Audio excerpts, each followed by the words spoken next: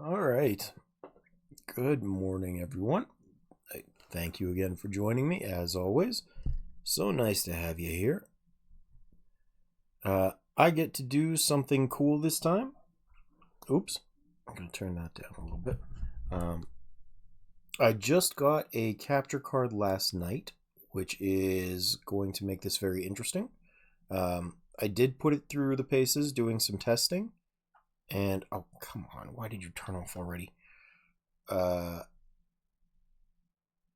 If you had a chance to check the testing stream, I do have a kind of a janky setup right now for getting everything to work. Chat is going to be rolling on my phone, which is down just at the corner of my eye here. Hopefully I don't miss anything. But, yeah. I have, as you can see in the description or in the title, I actually put in about 490 hours to this game, and I've never beaten it yet. So, you'll find out why soon. I kind of obsess over getting a good start. And if I die, I reset.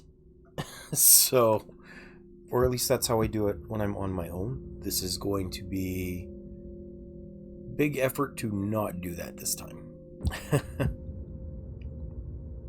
I'm hoping everything works out. And yeah, come hang out, enjoy, chat with me.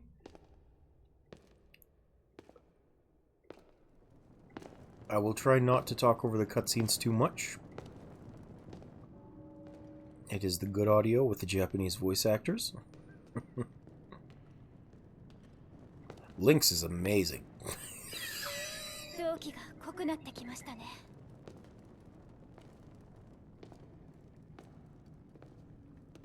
Haven't actually watched these cutscenes in a while either. この地下へと続く洞窟も思っていたよりずっと深いようです。気をつけていきましょう。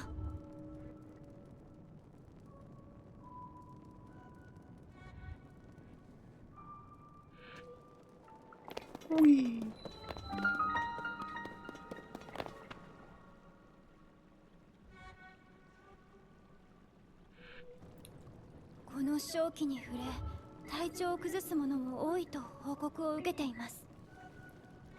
あなたや私はこの程度なら大丈夫なようですが。それにしても、なぜハイラル城の地下からこんなものが？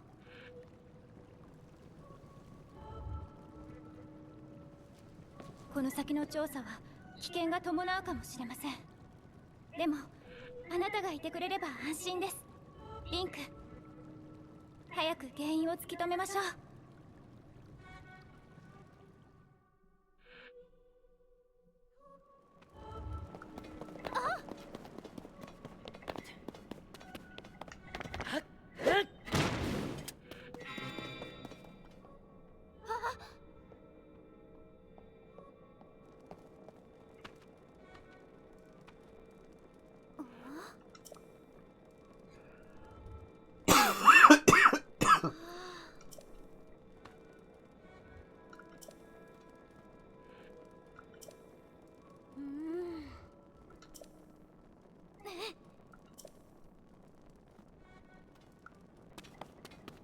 Oh, I am playing the original Switch version of the game, by the way. Just so you know. I do not have a Switch 2. And I've said this a couple of times until Nintendo stops being so weird with their policies trying to sue Palworld into oblivion and patent everything. I don't really plan to spend more money on them, but I have this already, so, you know, no point in not playing it.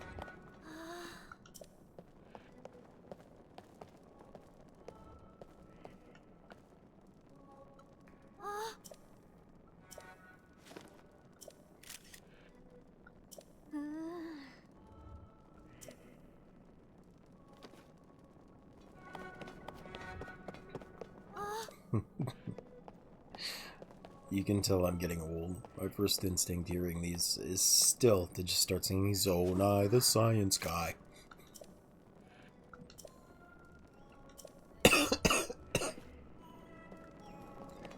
which is stupid because it was Bill Nye the Science Guy, but still fun. I enjoy that. It was a fun little parody for me.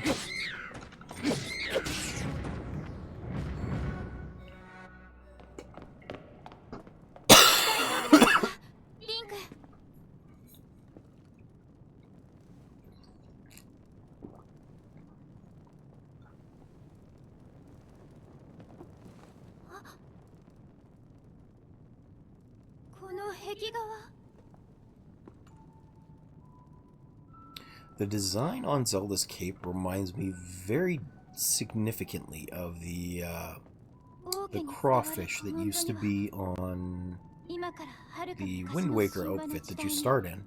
人と魔王が世界の覇権を争う大戦争があったと記されているのですが、ひょっとしたらこれはその伝承が描かれているのかも。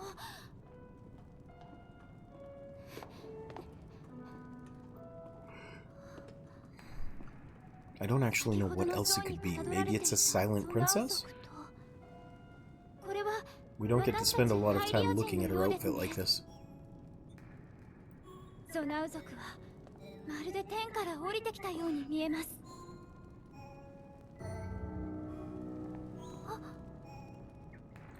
Oh, there's like a little pull string rope on the back.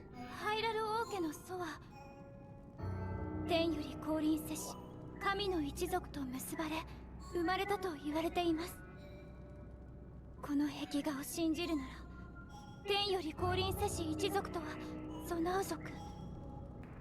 その一族と大地のハイリア人が交わり、やがて起こった国がハイラル王国。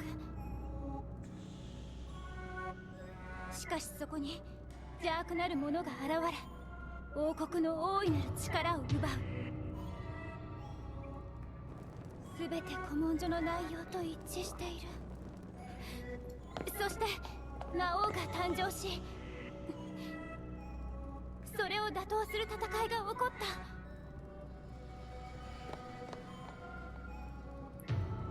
た。ここに描かれている人物、これが Why does he have only one tooth? That's what I'd like to know. I know he's supposed to be evil, but he's got one tooth. すごい。やはりこれは古文書に記されていた大戦争。封印戦争の全容が描かれた壁画。リンク、これは大発見です。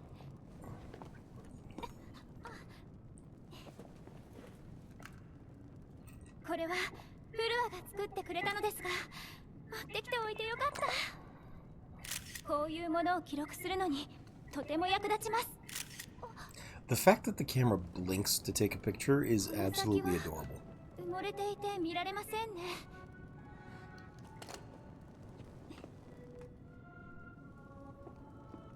ここは一体何なのか。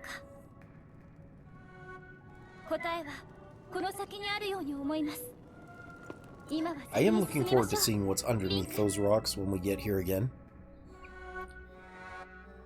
I mean, I can assume from the parts of the game that I have played, but I don't know for sure. And it still feels dumb that we can't break these rocks with the Master Sword right now. But what you gonna do? I will mention that I ended up getting a Hall Effect controller when I got the capture card. And unfortunately, it put the buttons back to a different position than the controller I had been using. So it's going to be a little bit awkward for me to play. I'm going to do my best not to mess up, but...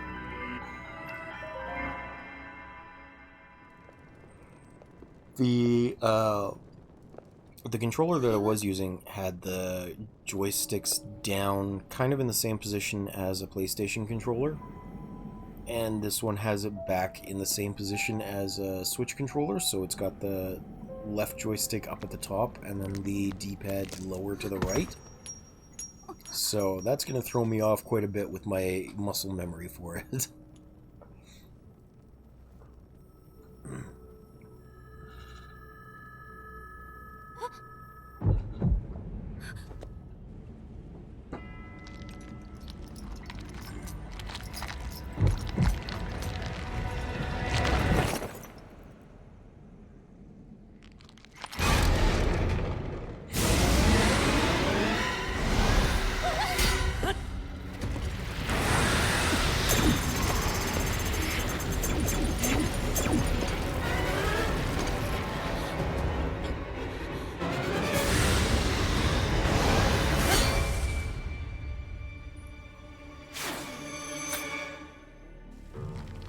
Hopefully that's not too loud for you. I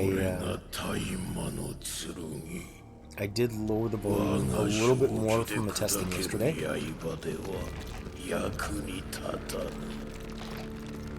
I want it audible, but also my voice was cut off by some of the sound effects yesterday, so I don't want that to happen again.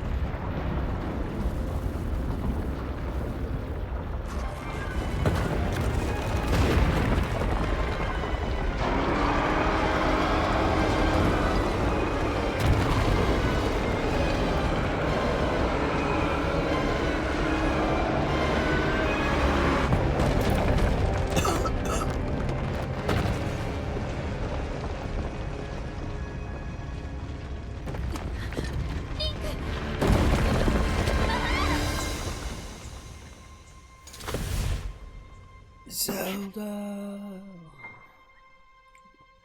Man, Link's voice actor does an amazing job here.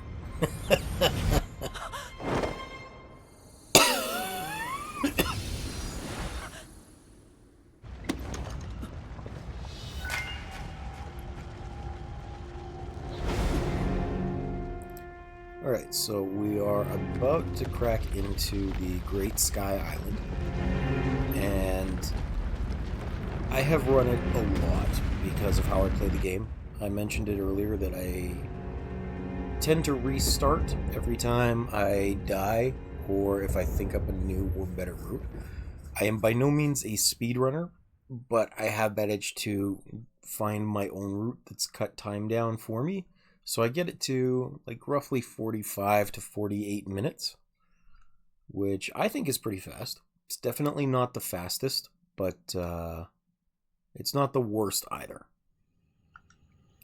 I actually saw a guy yesterday on YouTube that managed to bring it down to, I think it was like 38 minutes. But one of the things that he did to accomplish that was he skipped the Ultra Hand Shrine right at the beginning and did that one last instead. And I just don't have the movement technique down to be able to pull out a glider from nowhere. I do need the Ultra Hand to maneuver them. But it was very impressive. I just can't do that, so we're losing a couple of minutes running back and forth.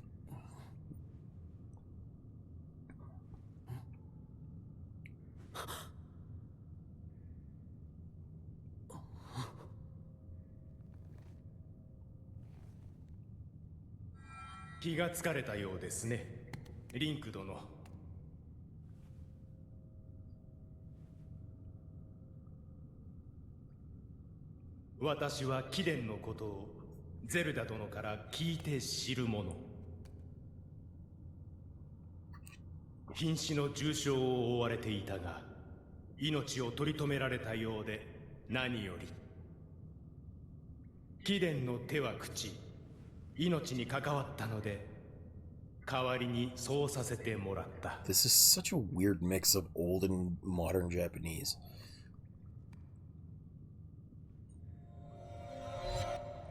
Like, who uses the term Kiden anymore? That is such a rare term.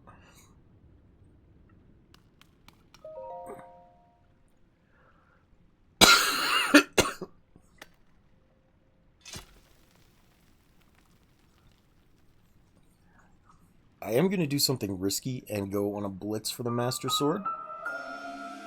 Which means I'll be doing the first stretch of the game with 4 hearts.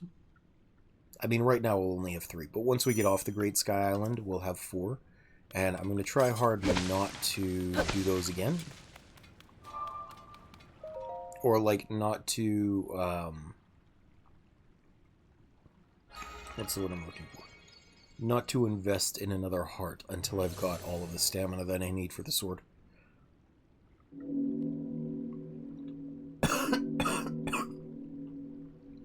It is going to be a risky kind of play.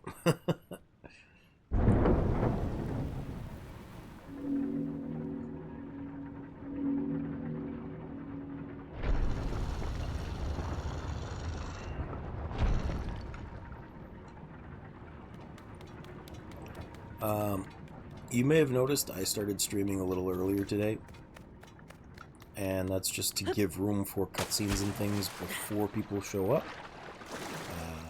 Like Nat, for example, I don't even know if she will show up today because it's Sunday night for her, but she played this on stream as well, and I'm going to be doing fun things that I'm hoping drive her crazy because it will be funny. But also, the intro section is really long with all of the cutscenes that are unskippable.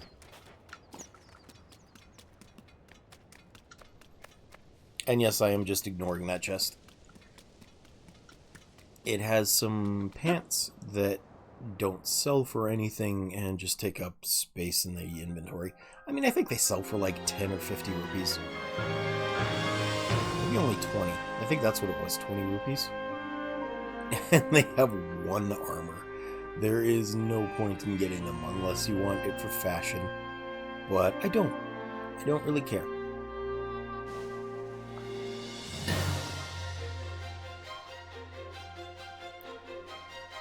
I do like this song that doesn't get replayed in the game.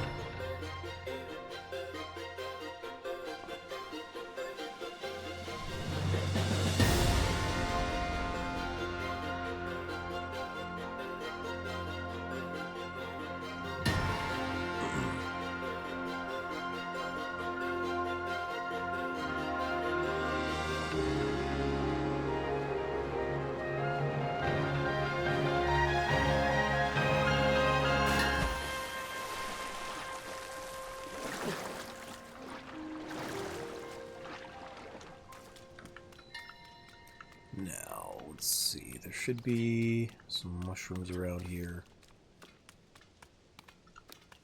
There we are.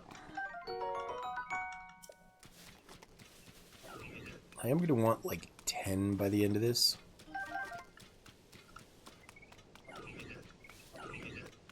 Some apples will be nice too. Not like super tremendously necessary, but they will be nice.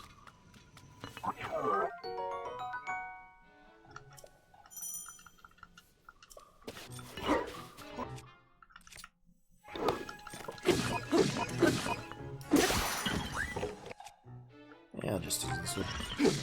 No weapon for you. This is such a weird Zelda game because it's the only one I know of where your actions can lead to a one-hit kill on yourself. For example, in the Fuse Shrine a little later on, I have died and needed to reset so many times because of that shrine. There's an enemy at the back, and he's a slightly stronger Zonai construct. I think he might even be a captain level. And there's a bunch of leaves underneath him that you think the objective is to light on fire to deal damage to him. But if you do that, his weapons light on fire too, and do way more damage per hit. So there have been times I've done that, gone to climb a ladder, and he's just shot me with a flaming arrow and killed me instantly. Mind you, I didn't have the one-shot protection of full health, but still, it's weird. To be able to do that much damage this early in the game is pretty absurd.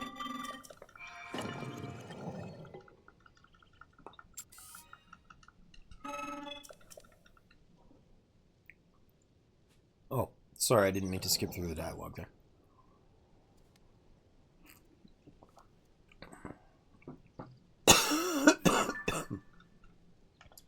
I'm trying to make sure that since this is getting uploaded to YouTube, everything is at least partially readable.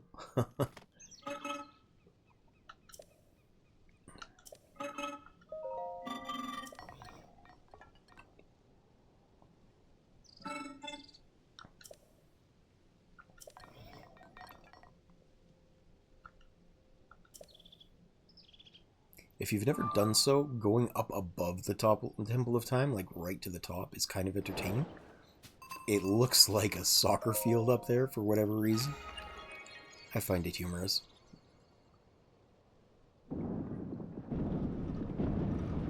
I don't know if anything ever actually happens up there, but it is entertaining.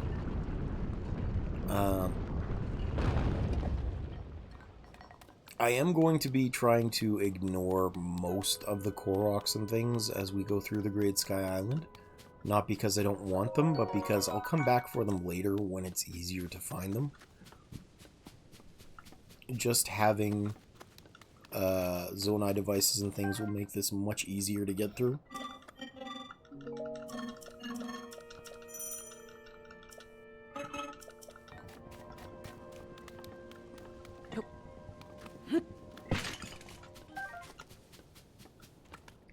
And maneuvering over the Great Sky Island can be kind of a pain in the butt. Froggy, froggy. And they both got away. Oh, not this one. Give me. I shall need you later for an elixir. A lot of people seem to forget, or at least to not understand how elixirs actually work and how they get made. And they misinterpret that you can only do them with monster parts and insects. But the reality is you can actually do a mixture as long as you meet the requirements for making an elixir. So one monster part, one insect, and then you can supplement with food ingredients that match the effect. Like, for example, that hotfoot frog can be thrown into an elixir along with mushrooms, and then I think it's actually got a higher value to its speed boost. Like, whereas mushrooms are 1 each, I think that might have 2.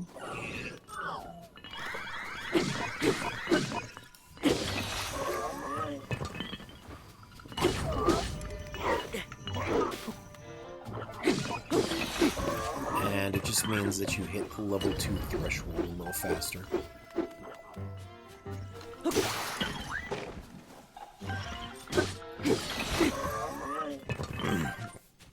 I'm intentionally trying not to pick up too many weapons, because I'm not going to be fighting a lot. There is going to be an interesting twist as soon as we're off Great Sky Island, that if you've seen, not speedrunners, but people that are really good at the game, they probably do something very similar. I did not mean to pick this up. Give me this. I gotta roast a few more while we're here.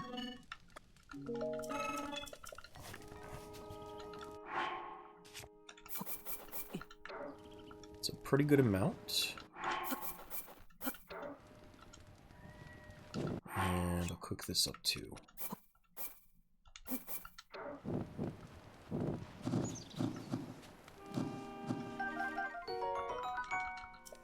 Just so that I have some healing.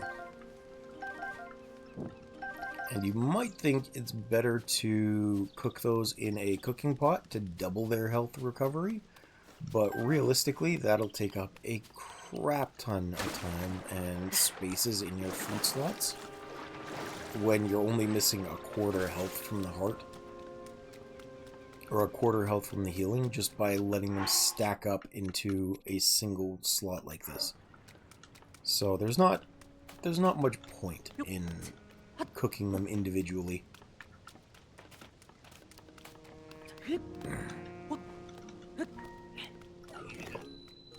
This guy too, because he's got a metal sword and you don't really have any armor, massive pain in the butt. He does so much damage.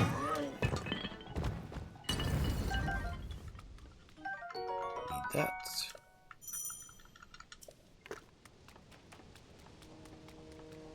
I'm also skipping that sword because I don't want it.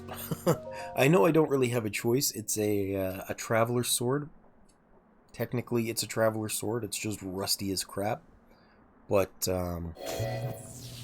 I don't like letting it pollute the pool of potential weapons later on in the depths. I feel like the more ammo I give it, the harder it is to get what I want. 失礼。驚かせてしまったようだ。 I am surprisingly picky with what I 先ほ actually ど grab. 話をしたもの。その右腕の元の持ち主。ラウルです。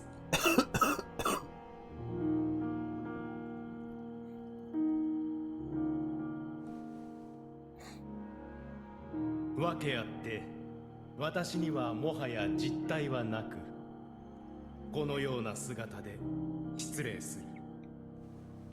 I really feel they should have made the shadow around the lettering better there. さて、この扉は私の右手で開くはずなのだが、どうやら力が失われているようだ。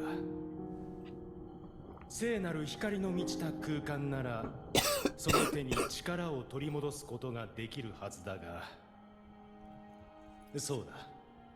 この島にある祠を回ってみてはどうだろう。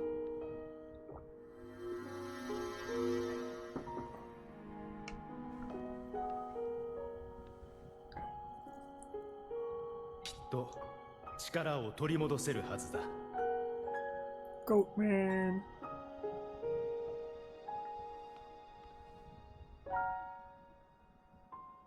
I still don't really understand why they've got all these snake-looking motifs around when the Zonai themselves are goats. Maybe it's supposed to represent dragons, but that's still a little weird. Like, we were just looking at one in the bottom right corner of the screen there, and I don't really get it. I think those don't have Koroks in them.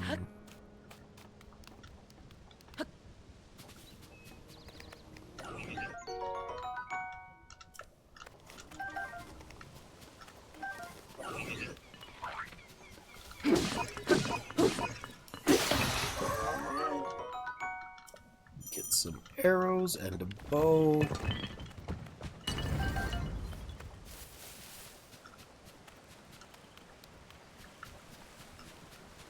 I thought there was a mushroom there. It was just a trick of my mind.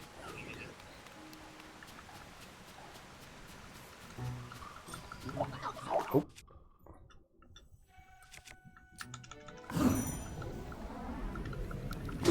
Do that, or can we do it anyway?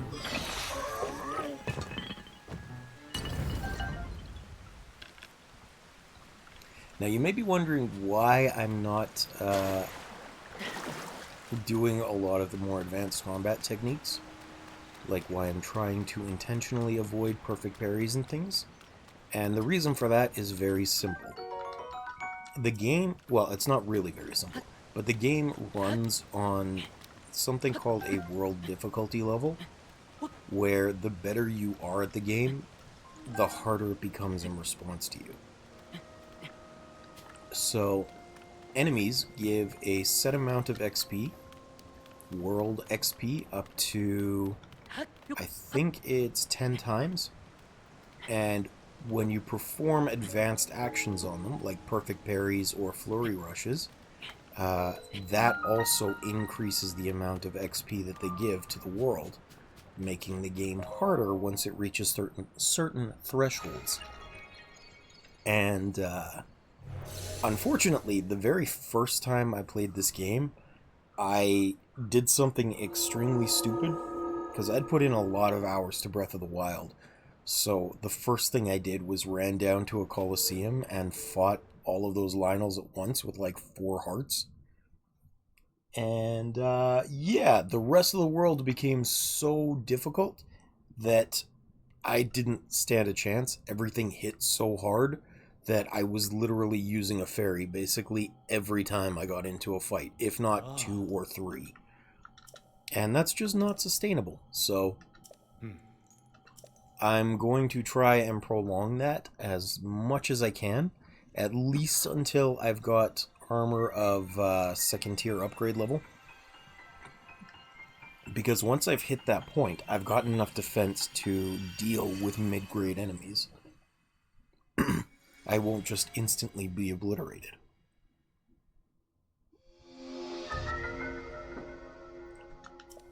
That's just the tough part, you know?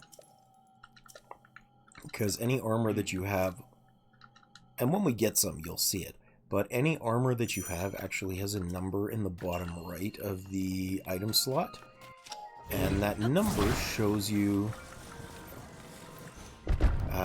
how much damage it will resist. So there's one, or the number 1 indicates a quarter heart of damage resistance, and 4 is a whole heart of damage resistance. So if you would have taken a whole heart, you'll take a quarter if you only have 4 armor. Because I think that is the minimum, is you take a quarter heart's worth of damage. Unfortunately, lots of weapons do absolutely insane amounts of damage, and enemies can just pick them up on the field. Or they will have innate damage properties that are also tremendously frustrating. Like, frustratingly high. So we're going to be doing a bit of a blitz to get, we're going to say 3 armor sets. Possibly just 2 of them.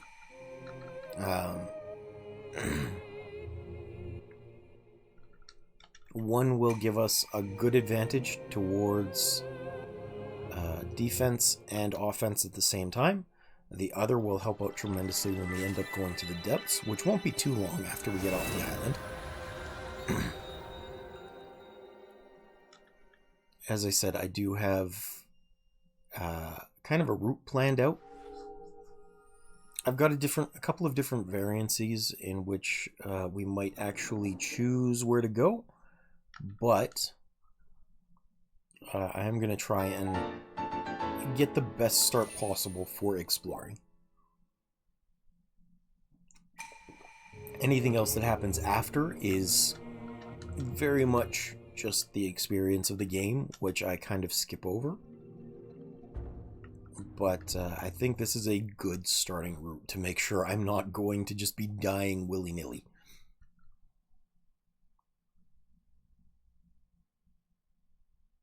Now, lots of times, people will go down southwest on the map here towards the Fuse Shrine, but that's actually, like, really, really slow.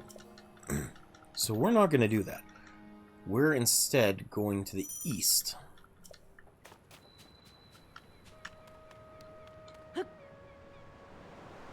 And we're going to get Ascend next, which will help us out with our movement skills. Are there more mushrooms up there? There are. I'm going to grab these. Because these are the kind of things that will actually be helpful to cook into food items. Especially, basically, the moment we get off of Great Sky Island here. Which is still like 25 minutes away, I think. Let's see, it's 11:01 my time right now, so yeah. Roughly 25 minutes.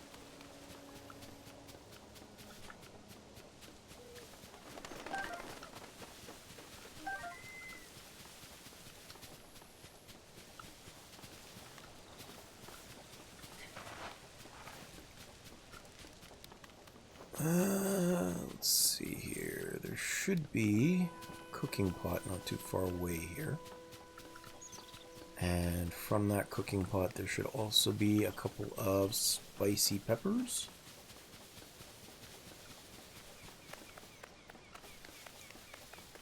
I would love to get a monster part 2, but unfortunately there's only 2 real monsters that spawn on the island. And that's bats at nighttime and slimes. But the only slimes I know of are a little ways out of the way here. We will be grabbing them. Or not slimes. The, chews? Yeah, chew jellies. They're a little bit out of the way, so we'll be getting them later. And even that is mostly just to act as a kind of a stopgap measure for some of the water-based fruits that we would need to otherwise have.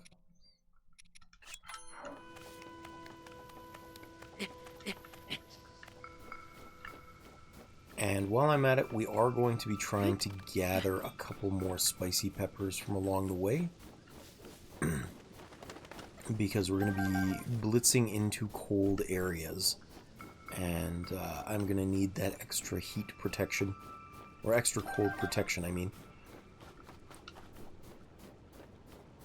I'm only going to be picking up one piece of armor on the Great Sky Island, and it's that really cheap 2 armor snow boots up at the top, which will help out in terms of not freezing my butt off, because we're not going to be doing any of the main temple missions for a while. We absolutely could. We could go do some of the main storyline stuff, but I'm going to save that because it's more entertaining not to. Oh, sorry. I skipped through dialogue again. Basically, Zonai devices require the batteries in order to power them. And right now, we start with a single cell. We can craft more later, to the tune of, like, 20 total battery cells worth, which will be great. I don't know if we'll get all of those batteries on stream, because they're not actually necessary, they're just kind of fun. And they are fairly time-consuming to get if you want all of them.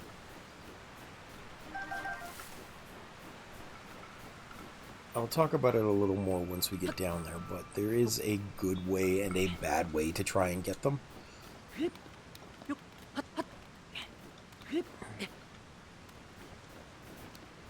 thought that was a pepper spot as well. It is not.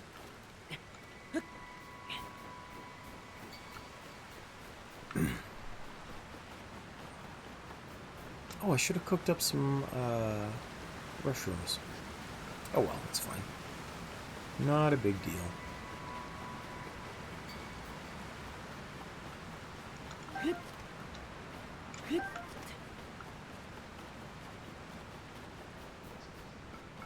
A couple extra along the way doesn't hurt. We're going to cross this bridge. It is the long way, but there's another construct over here we're going to get, as well as a few more peppers.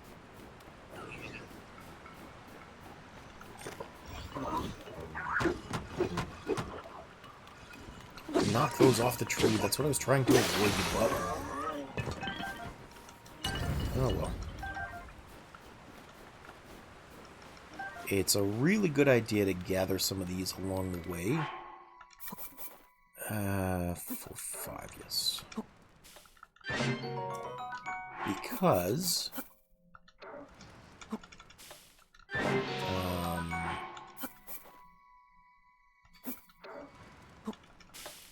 you can use the Zonai... these things. The Zonai charges as really good exchanges for any of the gacha machines that you'll find.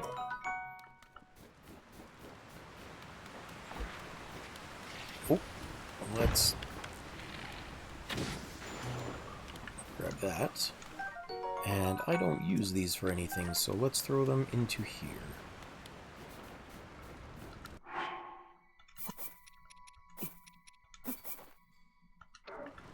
That should count as a perfectly valid elixir. There we go. I don't have another bug, so we're just going to do this.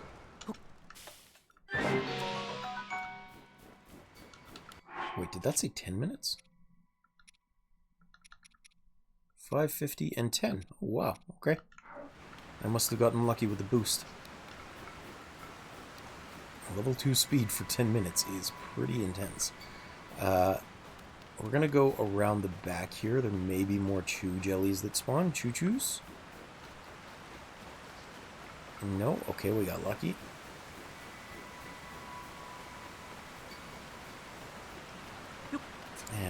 up we go. I'm not going to jump this part just because I'll run out of stamina part way up if I try. I will once we get closer to the top. Running out of stamina here is an excellent way to go slowly.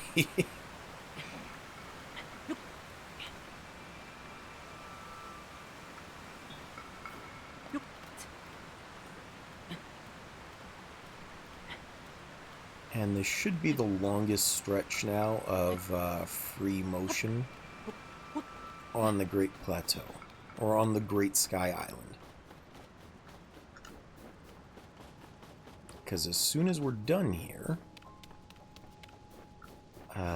everything else gets a lot faster.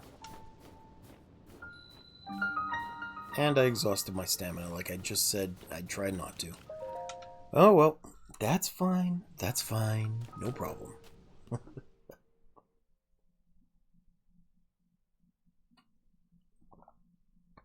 Interestingly, the very first time I played this game, I actually had to find my way to the shrine completely by accident. I couldn't see where the other shrine was. I thought this is the way you were supposed to go.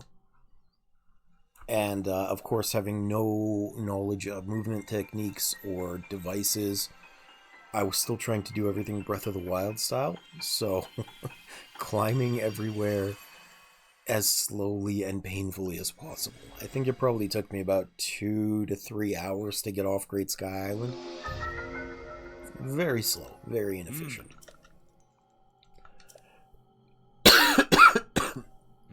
Making use of Ascend is such a nice thing. Like, properly using it is absolutely amazing.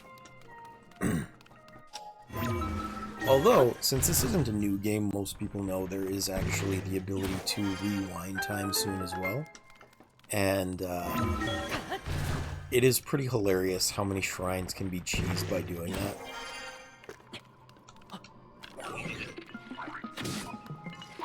Get out of here.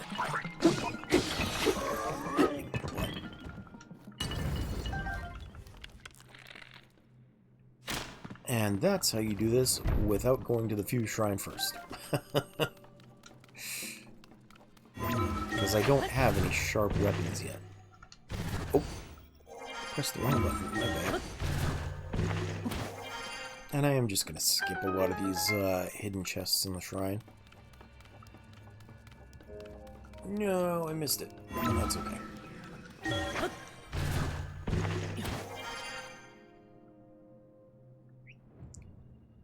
Gotta wait for this platform to move.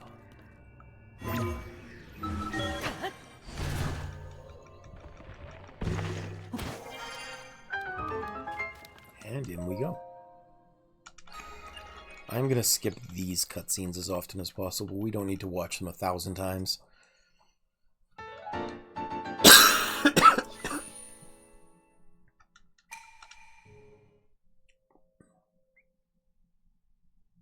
Now, here comes the beginning of the fun stuff.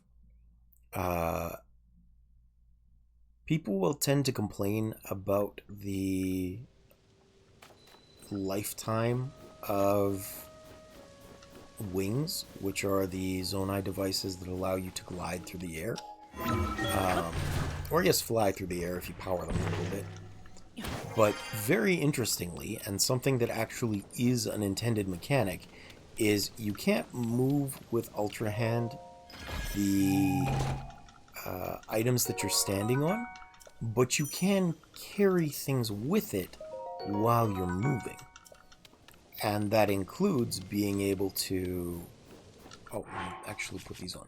That includes while you're gliding in the air. So you'll see very soon here... Actually, how many of these do I have? Just for funsies, I'm gonna double up on these.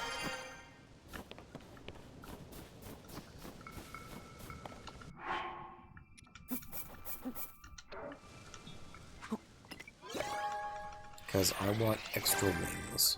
They're a good starting thing to have. And I know I'll get 3 more from a chest up top of the island. But, I want a couple. And I only... Well, 4 is plenty, actually. We'll skip more. Don't need to talk to you. Don't need that one. So in terms of what I'm about to do, 3 is kind of the maximum amount you can do at once. That's why this is an excellent shrine to start with. Actually, I'll cover that later. Because it's entertaining, but I'm going to do it later. But you can do this. This is an intended mechanic of the game.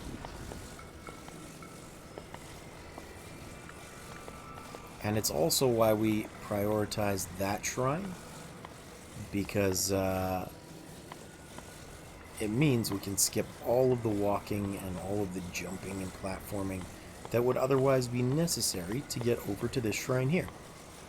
The one that I initially could not see on my first playthrough. To be fair, it is kind of obstructed. I'm actually just going to let you drop, I think. I don't need this one. Yeah, let's just let you drop. If I'm lucky, you'll hit one of the constructs down here, but I don't think I'm that lucky.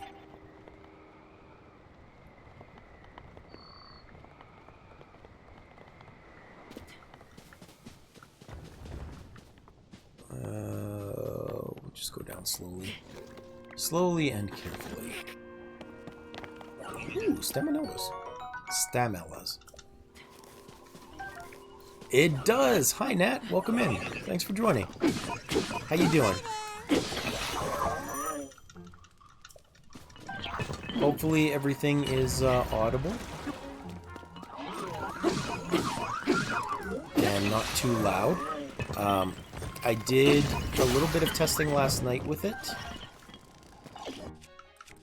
And I noticed that although the game audio was audible, I also couldn't hear myself over certain combat music. Oops. I want these.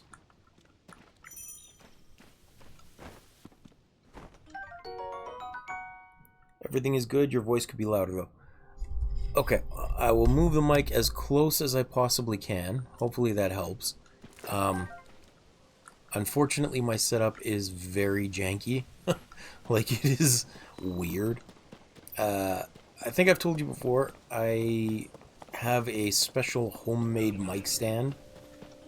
And I just kind of set my phone up on it in front of my phone.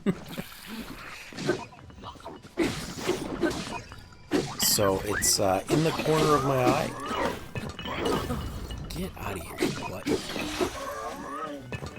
And the phone is hidden behind it just a tad. It does. If it works, it works. Anyway, how's your day going? It's so nice to have you here. I started early today so I could get through most of the cutscenes and get straight into the gameplay. I was hoping we'd be at about this point when you showed up so that I could show you the first kind of insane thing I'm going to be doing right away.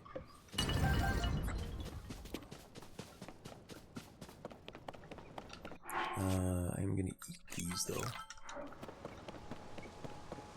It was better today, didn't feel like shit like you did yesterday, so it's been good.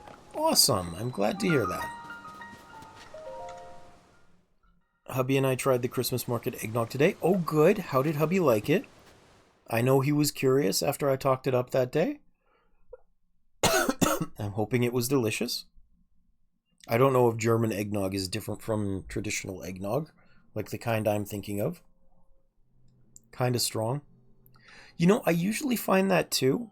What I tend to do is I'll mix it half and half with 2% milk, which is what I usually keep around the house. And that thins out the flavor a little bit and extends the life of the eggnog because it's, you know, it's expensive stuff.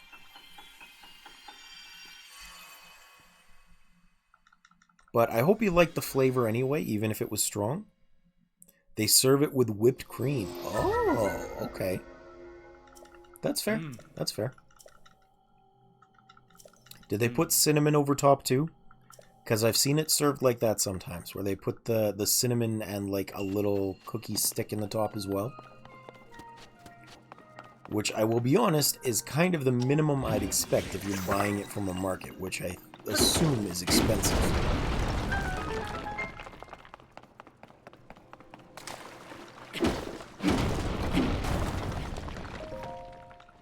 There was some powdery stuff. Okay.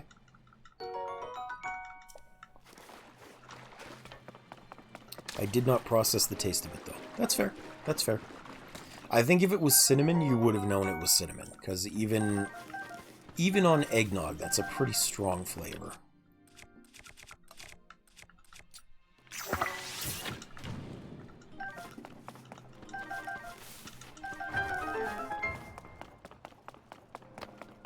The alcohol tastes good. Oh, you had it with alcohol, too. Okay. What kind of alcohol do you mix with it? I'm curious. Like, I think commonly it's rum that would get mixed in, but I'm not sure. And especially in Germany, I don't know what you put in it. It's really interesting to see how local tastes change what gets mixed into things.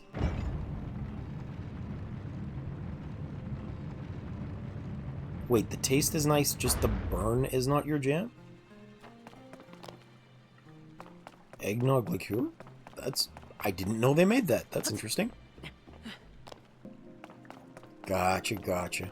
I understand now. Oh, I was talking about this part in particular earlier, Nat. You may or may not have run into the same frustration. That enemy, all those leaves on the ground make you want to set him on fire. But if you do, his arrows do more hearts worth of damage than you actually have. And it is the worst thing.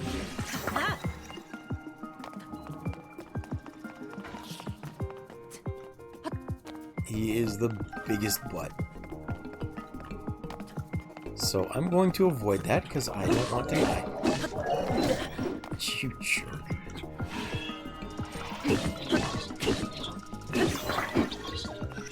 Get out of here. There we go. Yeah, I have died so many times now. Oh, okay. I will see you in a minute now. Boulder hammer. I don't need that bow.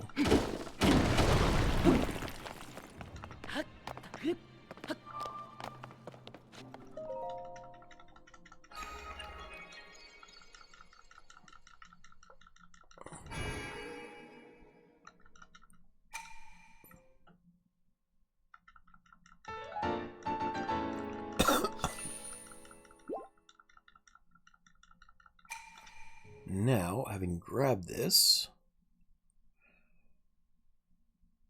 I'm going to make a quick pit stop just outside of the shrine here to get, I think, extra arrows right over to my right up against that wall. And then we're going to head straight back to the Temple of Time. I might get one or two rocks along the way. Not that. Get out of here.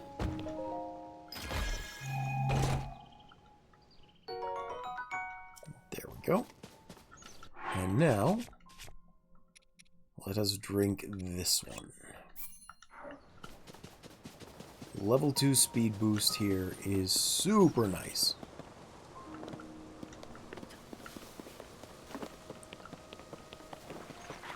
I'll take these, thank you very much.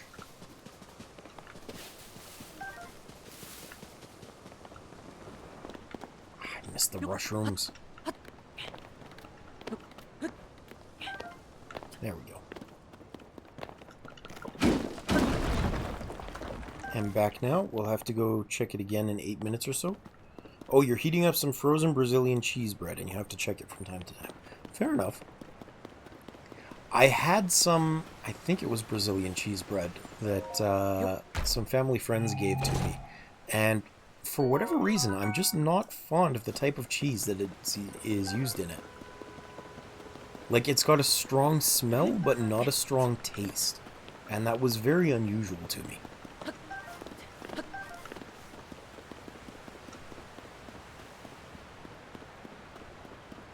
It might be the same one. It was kind of powdery. I suppose that's the case too. I don't know what kind of cheese it actually is inside the bread. Okay, so it might have just been her particular flavor then. Gimme. It should be chewy. Huh. See, in my experience with Portuguese bread, I think of that type as cornbread, but I know that's not how the Brazilians have it. It's not cornbread with cheese in it.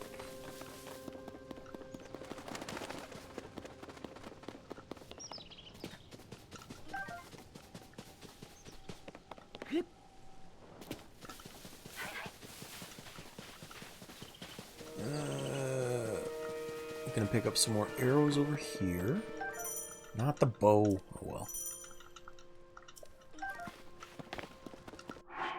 We're gonna drop that here because I don't need it. The Brazilian cheese bread is made with cassava flour, cassava manioc. I don't know what cassava is really. However, you know it. It's a root. Okay.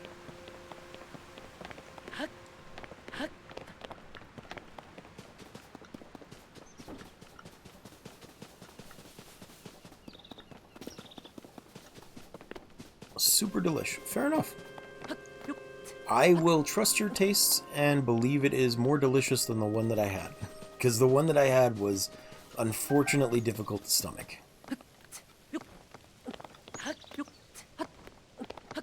Like French fries, but better. Okay. Now that I can understand. I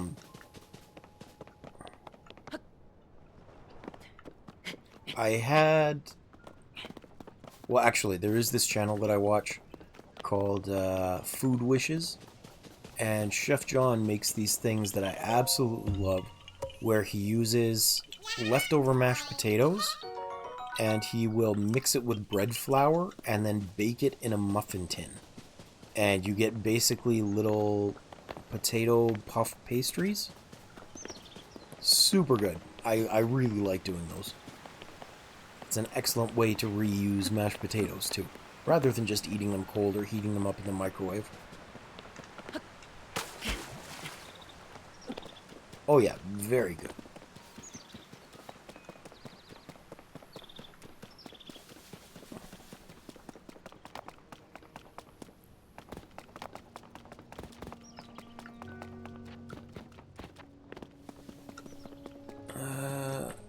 Oh, this way.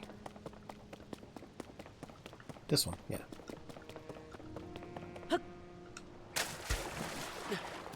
So I'm here researching the eggnog thing. Germans typically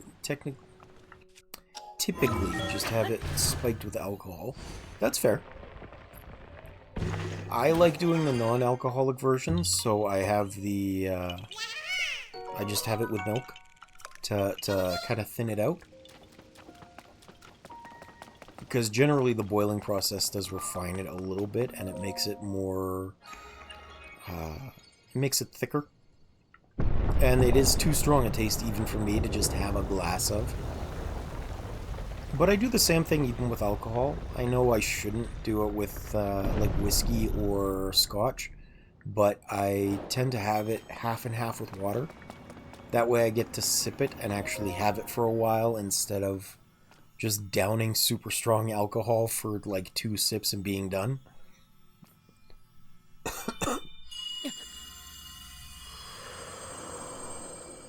The way I grew up, we didn't really have much in the way of portion control, so I have to be extra careful with it. You like vodka with juice usually. That's fair. That's fair. Because vodka doesn't really have a taste, it's just a strong burn. High five!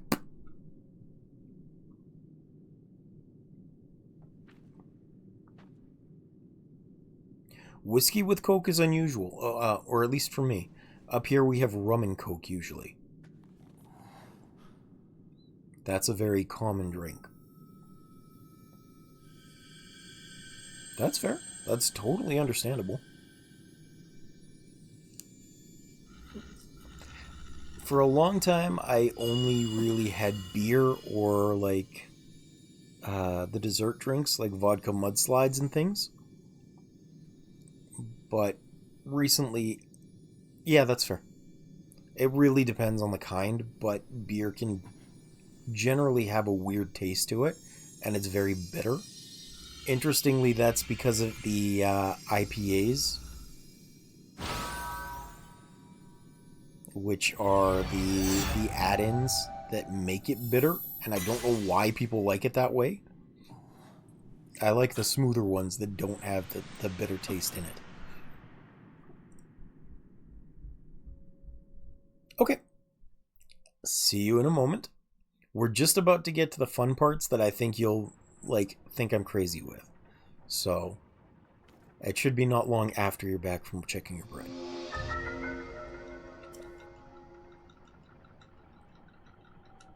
We're still very much in the forced sections of the game, unfortunately.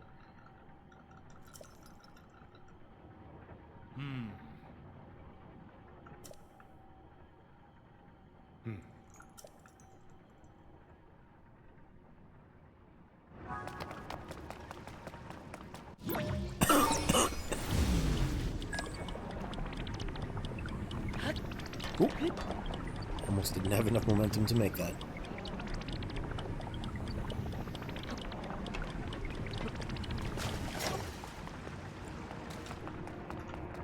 And we'll run up here, press the door, leave the door, get the cutscene.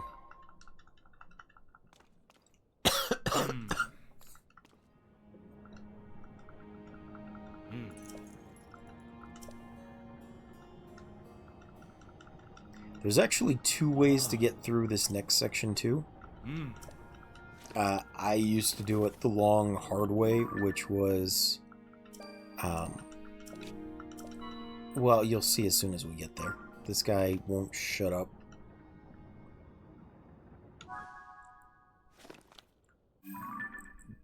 But... map. There we go. Up at the Room of Awakening, there should be...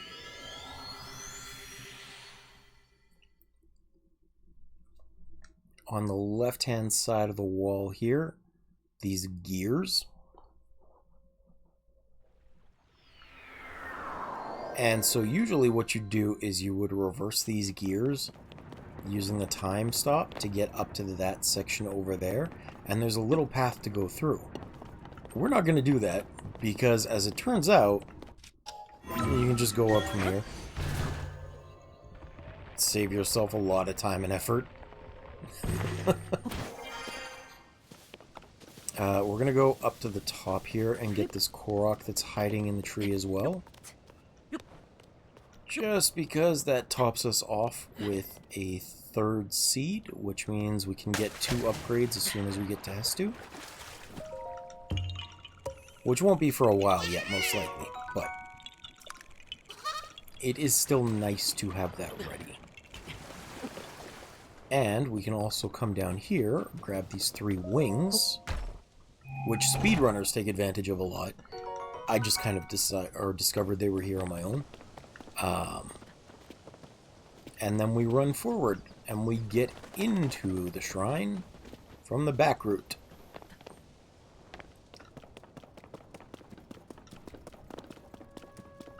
There we are.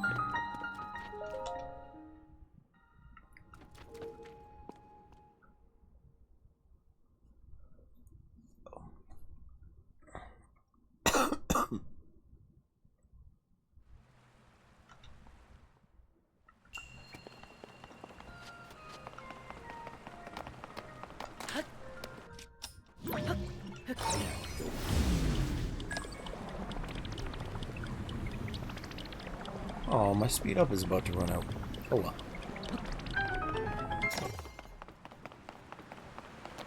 I got to use it a lot, which is nice.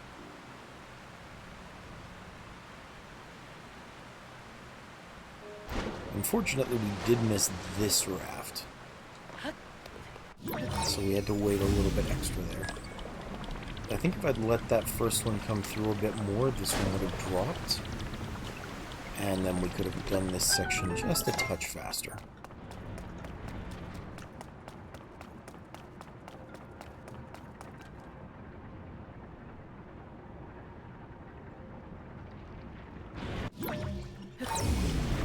Go. Not like those, 4 seconds we lost were all that important, but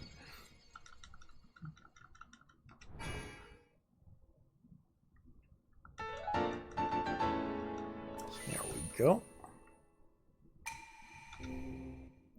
Now I should only need one wing to get through to the Temple of Time again.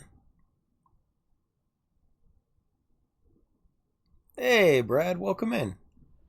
Yes, I did finally get the capture card, which is nice.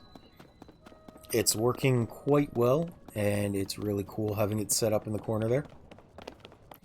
It is surprisingly small. It's just this very little tiny box. You know how I've got my room set up, so over by my Switch on top of my desk now, there's this little tiny flat box that's working. Anyway, how you doing, friend? Welcome back, Nat. Thank you for joining. How did the bread go? Is it done now? There we go.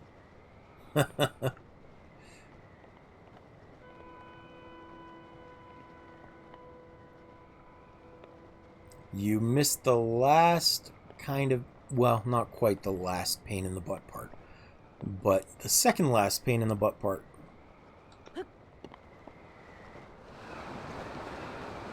Nat, I don't know if you remember, Brad is my friend.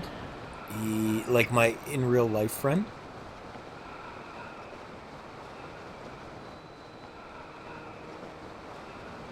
I think I introduced him before as the one that can't hang long, just wanted to check out.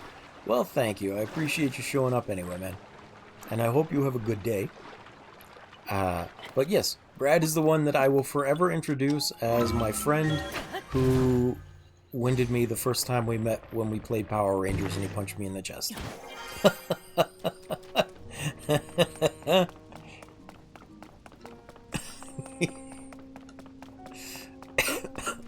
I have no secrets. Except for my name and what I look like and how old I am and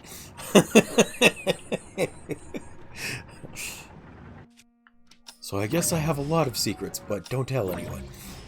Come on, there we go.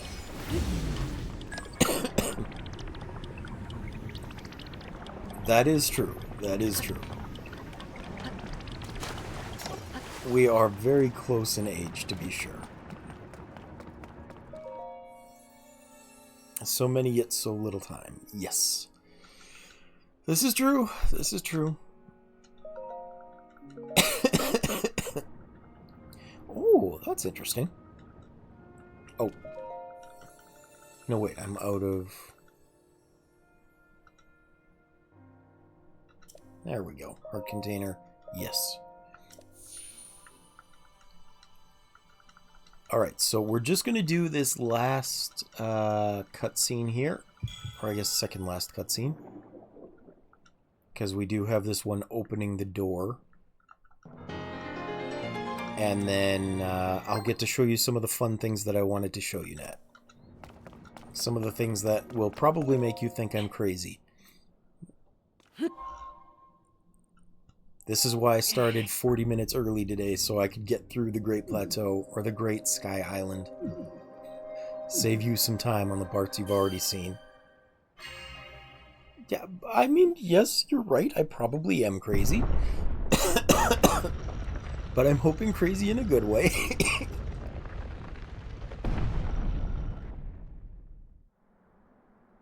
Oh, I forgot there was a cutscene here, too.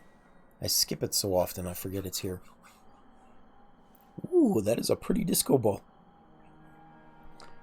I was just saying, because I've got my phone running chat right now, I can actually see all of the chat gifs and images. まだまだ万全ではないが、祠で得られた祝福の光の力でわずかだが正気を浄化することができたようだ。 Because I like playing in Japanese, so I changed the audio? 過ごせた時間は短かったが君と話せて嬉しかったよ。 Now, you know I speak Japanese, right? But it's all self-taught, so, like, the more I hear, the more I can make the connections to learn new words. At the least conversationally, I have been told from the people that I chat with that it's, よろしく頼むよ。 my vocabulary is about university level, and I speak like a native Tokyoite, but it's been quite a few years since that. I don't have a lot of people to chat with, so my Japanese tongue and ability to recall the words when I need them has definitely fallen apart a little bit. Also, I still can't read it, which is kind of frustrating for me, but I will eventually put in the effort. Hopefully. I would imagine so. Your Japanese disintegrated after you started learning Korean? That's very understandable, to be honest.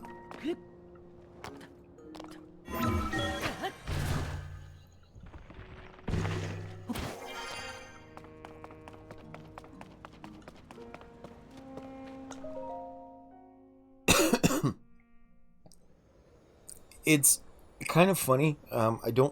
But I will say that the Japanese I knew helped out with the Korean stuff. That's fair. That's fair.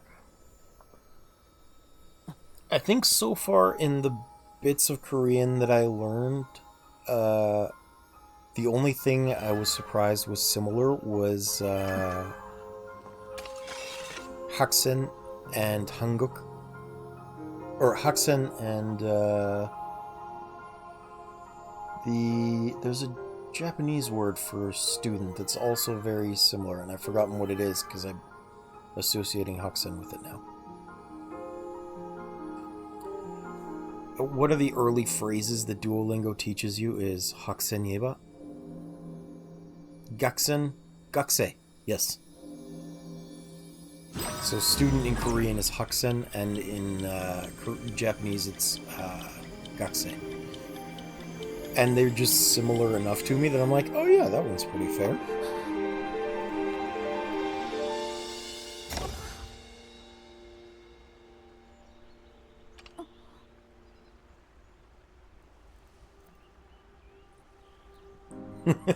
I understand, yes. Haksen and Gaksen. I very much understand that, because I just had exactly the same problem, and I don't even know that much Korean.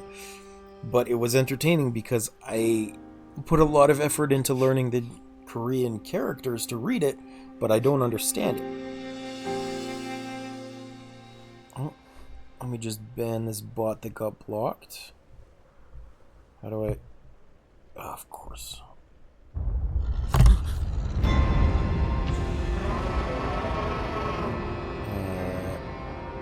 Oh.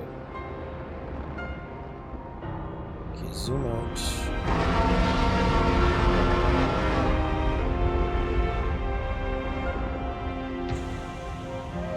It's Huxing. I'm an idiot. Dagron!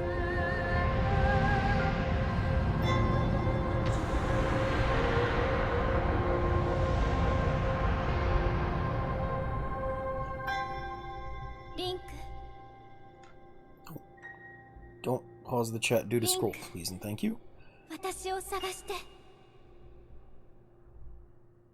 There we go. Back to chat there.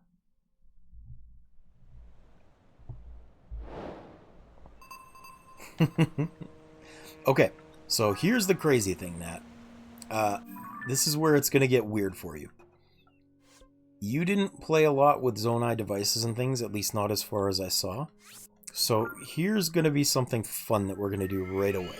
And I talked about it a little bit, but one of the intended mechanics of the game that they don't tell you is the ability to use Ultra Hand in certain ways. So you can't use it on something you're standing on, but you can use it while you're standing on something. So just out of habit, I'm going to make a save file here. There we go. That's good. I'm glad you've seen a lot of fun Zonai device usage. I don't know if you've seen them used like this, though. Because the developers absolutely intended to use them this way, which is why they laid them out as such. But for some reason, people don't really tend to understand this.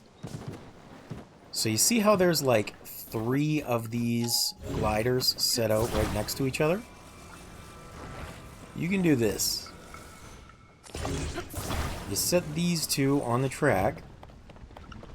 You come bash this one out so it's ready to use. And then you grab these. And you can just carry them with you. You can just carry them. And you can go gliding. That's it. You can travel insane distances like this. Which is what we're going to do right now to get straight into Hyrule Castle. Thank you! This is going to be our immediate... Hiya, Doug. Welcome in. Thank you for joining.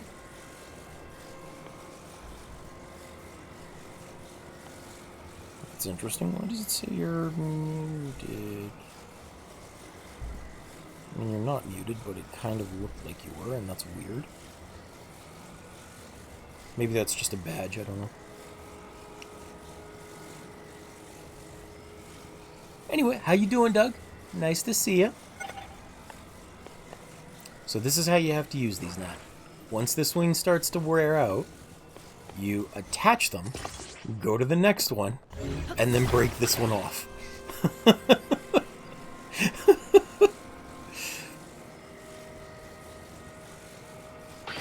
I'm doing alright, thanks. As good as I can get. So we're just going to go straight past Lookout Landing. We're going to skip the Hyrule cutscene as you dive into that closest lake. And we're going straight for the castle. How was your weekend, Doug? I'm actually kind of surprised to see you. I thought you'd be in bed by now. School's starting tomorrow, right? Oh no, are you on winter break now? I forgot it's about that time of year.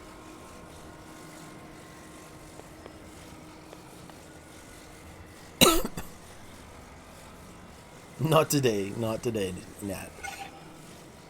Oh, only 8 p.m. Okay, that's not bad. I forget on weekends I usually stream later than this. But I wanted to be sure Nat could see some of this insanity early on, so I started early too. Winter break is tomorrow. Good. Do you have time off right through until the new year now? Yeah.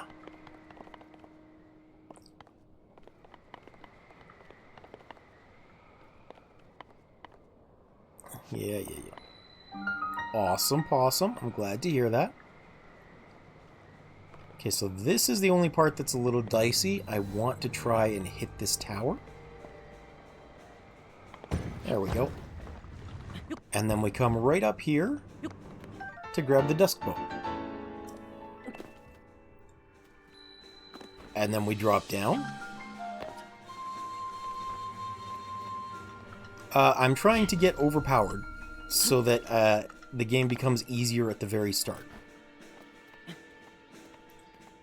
Well, as you may have noticed, Doug, I got a capture card yesterday, so we're having fun with that. I'm actually getting to play my console games. Of course I started a new save. That's why I was doing the Great Sky Island.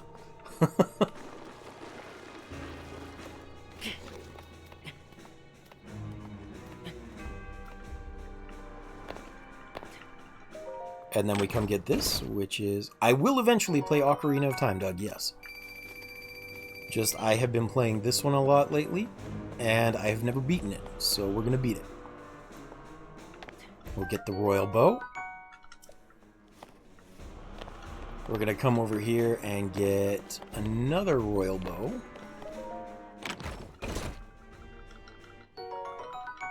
Or Royal Guard's Bow, I mean.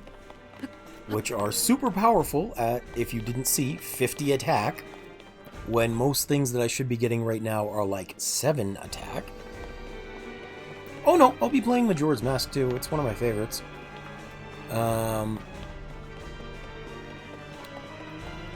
I will be playing it off of my GameCube though, because I have a Legend of Zelda Collector's Edition disc, which has like Zelda 1, Zelda 2, Ocarina of Time, and Majora's Mask on it.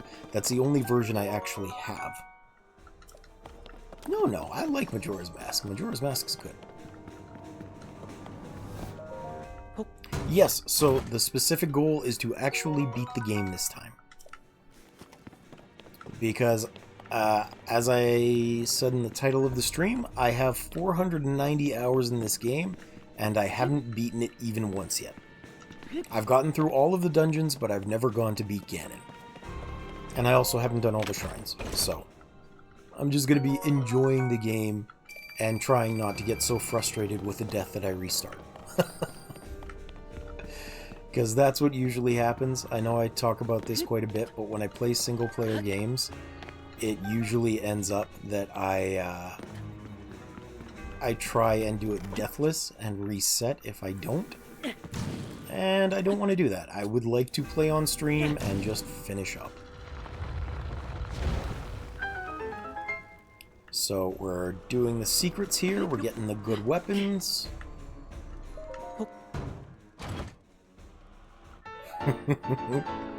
What, bruh? We're not even halfway through yet, just so you know. Incidentally, that one is a secret that you discover when you go to Link's old house in Hateno Village. There's a diary in the well that talks about how Zelda hid your new outfit in the... Oh, that's alright, I'll do it after. In that specific spot, and you had to know to move the... or to light the torches to move that. Drop this one. Oh. Drop. Pick up. Oh, I can't drop it there. Drop. There we go. Fine. Drop it down here. I don't care. I forgot to get rid of it. Grab this one for now. Check this out. Now's a hat. I haven't beat all the dungeons yet. This is a brand new save.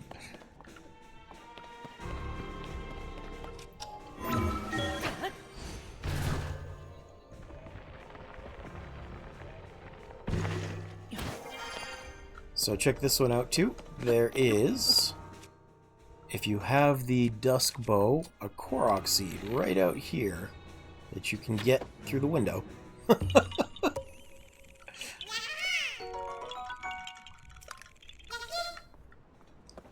And then I'm going to skip what's in there. But we're going to come over, not that way. We're going to drop down here again. There are more powerful weapons I can get in here too, but they also shatter easily, and I don't really want to do that. I like weapons that will endure for a while. This should be illegal, man.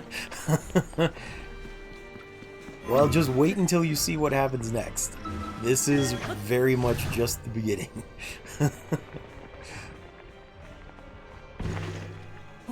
As soon as you know the techniques for the game, it becomes very interesting. And I thought you would like this. So, we're going to do this, and I need the sapphire. And we're going to unfuse this one. Refuse the sapphire to it. And then I need a fan. Because we're going to merge that one to my shield. Alright, Doug, I'll put on a shirt for you. And a hat, too. How about that? You happy now? Not that one. This one.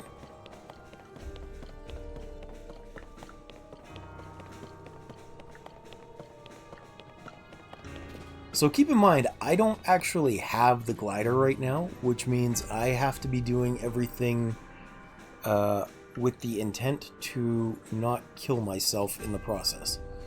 This is the wrong way. Like, everywhere has to be within safe fall distance, otherwise I die, and I don't want to do that.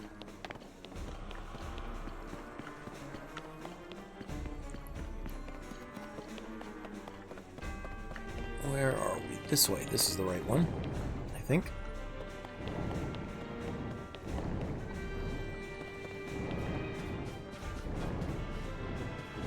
So we cross over the gloom in the safe spots. And it should be water, but is that too far down? That is. I came out the wrong spot again. What the heck? I was chatting with you guys, so I lost my place in the castle, which is dumb, because that's not what I wanted to do. The perfect age for a fey-human relationship.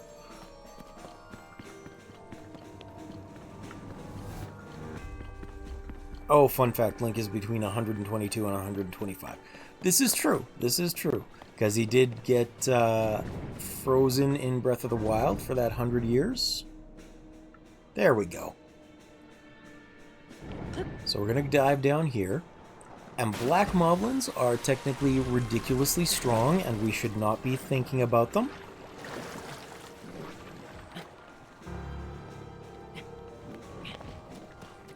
And now, instead, we freeze them. And we push them into the water. And the water kills them.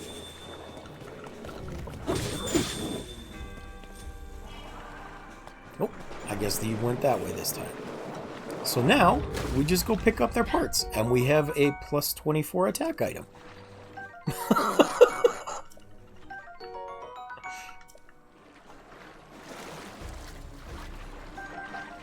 Easy peasy. So those are their horns, Doug. We're actually going to grab this chest too. I thought you might enjoy this. I thought it was crazy. We're going to get the Royal Claymore. So I like getting all of these royal weapons instead of the Royal Guard ones, because they last a long time when you get the pristine versions.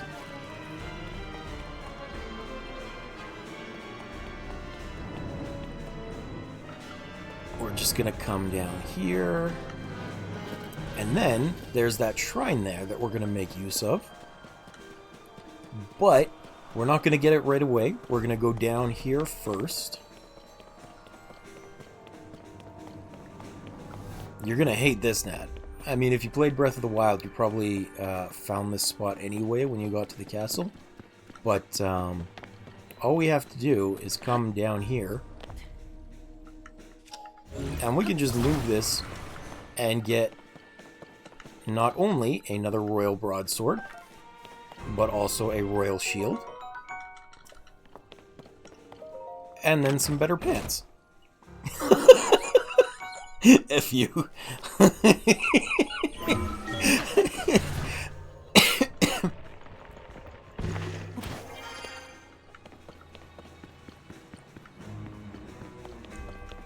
Specifically, the reason I'm getting all of this Royal Guard stuff is because...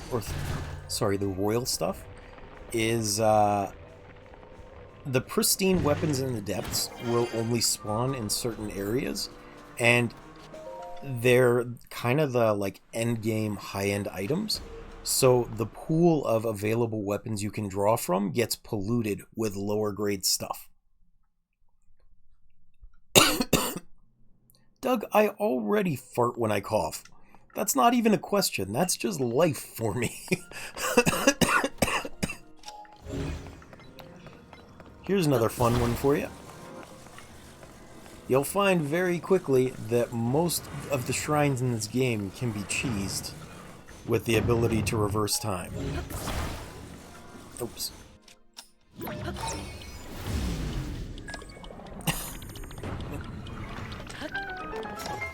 Yeah. Well, I'm glad you knew that. It is one of my favorite things to do. Ignore doing shrines the right way. Do them the fun way instead. Like, you're supposed to set this up as a little L shape and then ascend through it. You're supposed to set this one up as a double box and ascend twice. But really, you can just do this.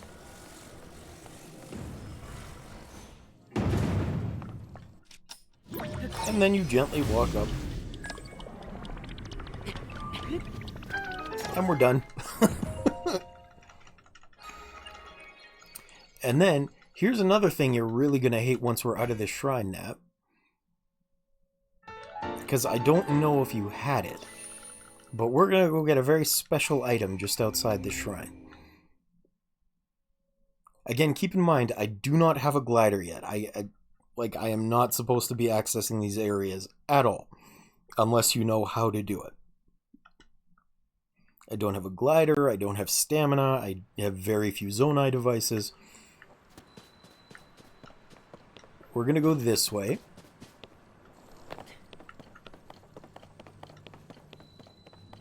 And I'm actually going to...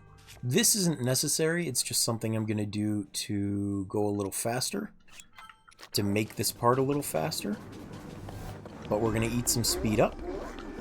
Run through all of these guys that are going to try and attack me and fail miserably. Jump down here. Jump down here. And then we're going to go for a dive.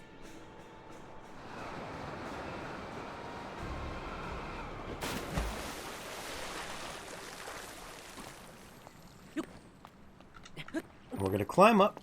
I will stop and get one extra Korok seed here just because it's nice to get. It is good and easy.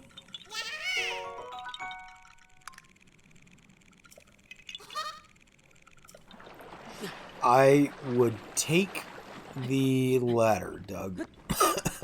Because unfortunately, if my stomach's upset, sometimes I also poo when I cough.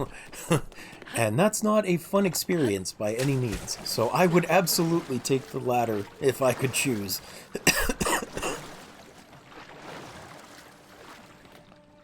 So now if I come over here, I'm going to use this as a little slidey board. And as we get close to this wall, there's going to be some gloom hands spawning. And we're just going to wait for them. Because they'll disappear when they can't find me. They know that I'm in the area. But if they can't see me, they'll go away. And they will leave me some nice little trinkets when they go. Effing hands indeed. But once they can't see me, there we go. They disappeared. And now they won't bother me until next time they respawn. So we're just going to go up.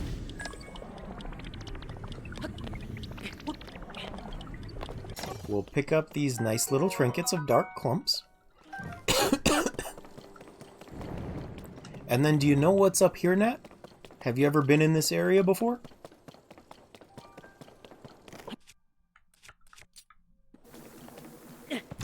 There is a very special little thing.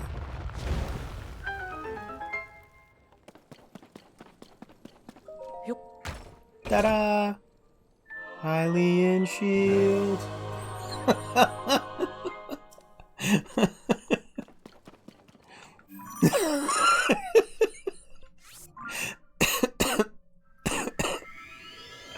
So we get that, we go back up to the shrine.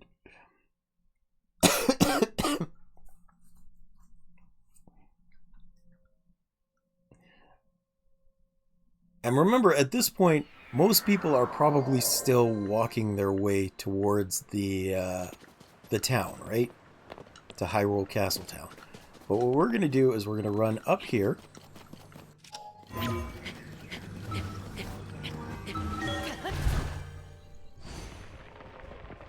And then because we made sure to use the gacha machine on the island, we have wings.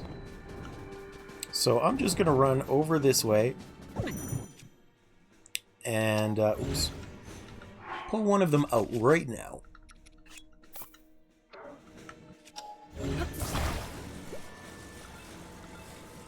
And I'm going to push it this way. Bring it back in. Hop up. And we're going to go for a nice, easy takeoff. And an easy glide. Right down to Hyrule Castletown. Just skip everything else.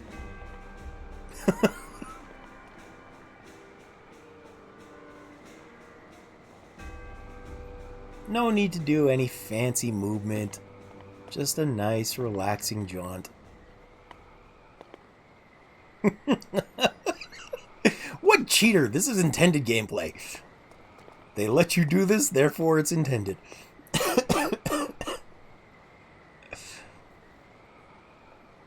And I will add, it absolutely is, because this is patch 1.4.2. They had an entire remake to change this if they wanted it to. It's not a glitch that you're taking advantage of. It's just knowledge of the game and its mechanics.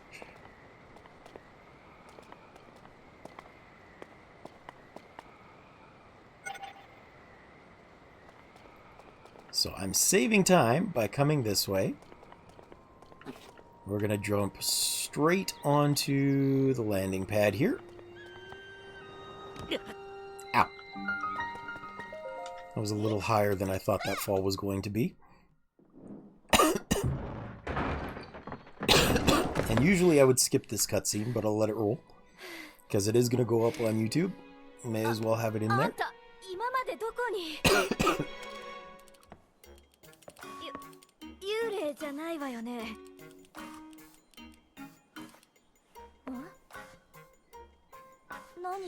Actually, her goggles remind me of something. I saw a video the other day. You know how chameleons can do that?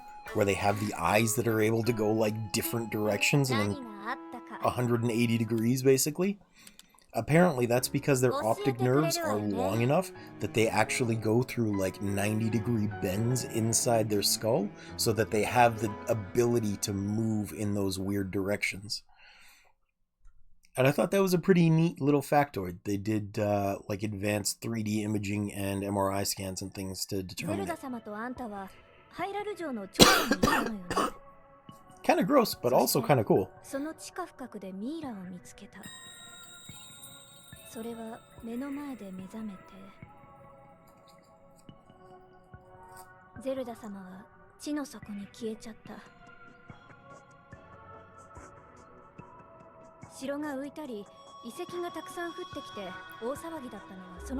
I like how they very specifically recap this because they assumed you'd be spending a long time on the Great Sky Plateau, the Great Sky Island.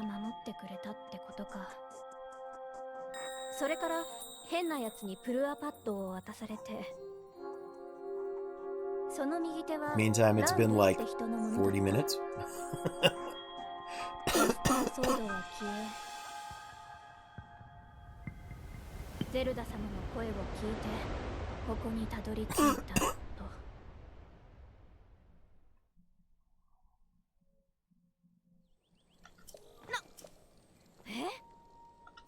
That is what I'm saying, Bureau, yes.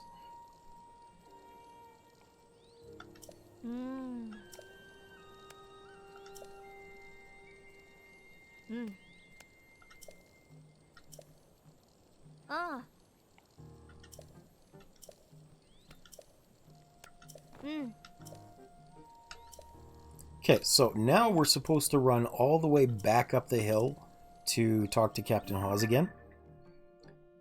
But, as you may remember, we currently have a way to just zip up thanks to teleporting to that shrine on the castle.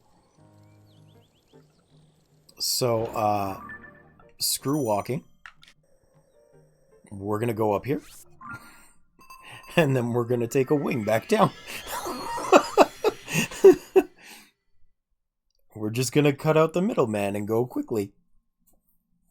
Because why not?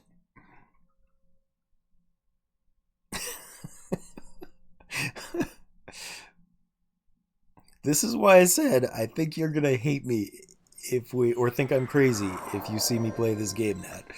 because I have 490 hours in it, and I still haven't beaten it. I just keep finding new ways to optimize the very beginning of the game this way. And so I am taking advantage of those ways.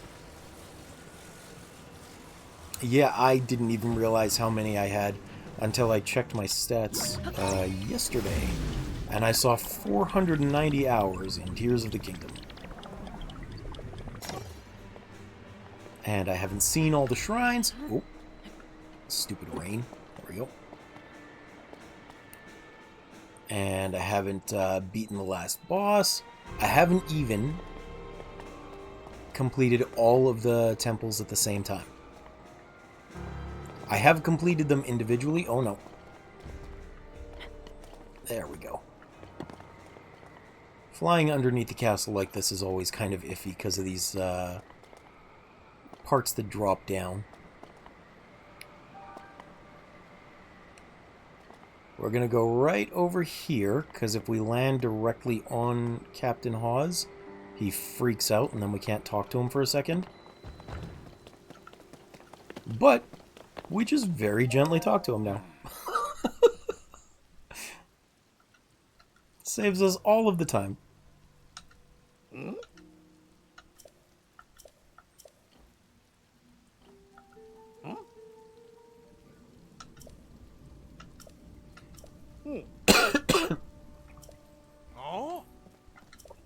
And I have tried cutting out going down to Castletown first to talk to Captain Hawes, but all he says is, "Link, you're alive! You have to go talk to Purah." It's like, oh man, now I gotta go all the way back down. Unfortunately, you do have to backtrack at this part of the game in order to get the parasail. There is no skipping it. So this is the least amount of backtracking that I can do. It doesn't let me cheese it as much as I would like.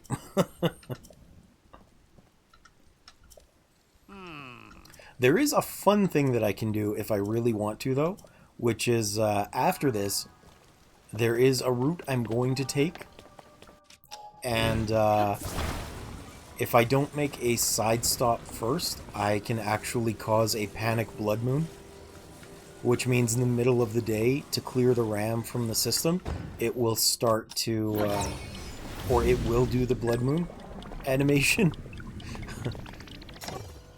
Just to try and keep the system from frying. Oh no! Oh no! Oh. Oh well, that's fine.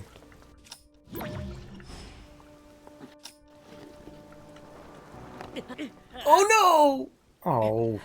That wasn't supposed to happen. That wasn't supposed to happen. I guess I didn't let it get high enough. Oh well. See, this is the point where I would usually restart and do all of that again, but I'm going to try not to. Because that was a very silly death that shouldn't have happened at all. Not in the least. But because I hit the ground there, which was dumb, and then the wing fell, which was also dumb, and then I couldn't recover it, and the rain made me slip, which was also dumb. I just fell. And I liked none of that. That is infuriating to me, because it was a series of things that happened that just shouldn't have happened. I will chill. It's okay. I told you, this time I am doing it in a very reasonable manner. I do hate that there's that giant X mark of death on the map, though. But this is not meant to be a flawless playthrough. It's just meant to get through the game. It's just embarrassing that it's like that.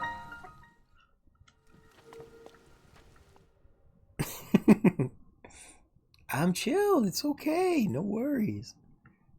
Poor baby Ken cheese everything. What are you talking about? I didn't see that message earlier. I'm sorry. Oh, actually, Doug, are you still here?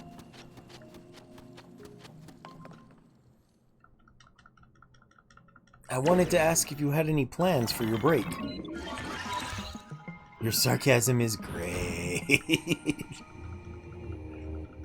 Oh, it's fine.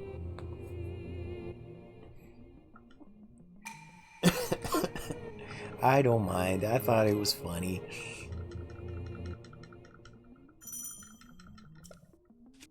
We're gonna switch to this one. And we are forced to do a flurry rush. Because this is a trial zone, and I can't damage it if I don't.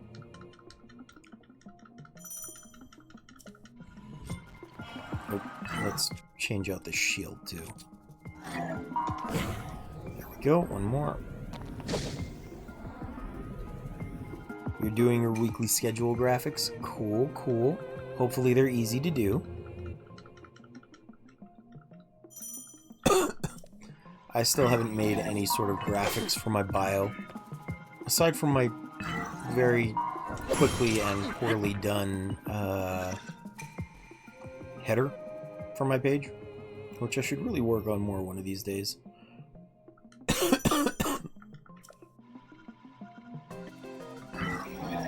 Oh, I forgot to do this.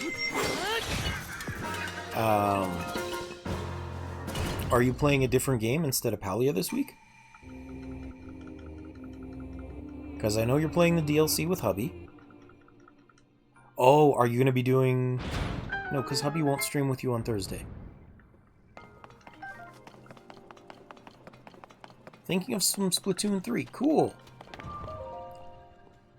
I know I say this all the time, but I still would like to play Splatoon at some point. I just don't have it. Tuesday and Saturday. Yes, yes. I am so happy you guys are enjoying playing the DLC together. Oh, I bet.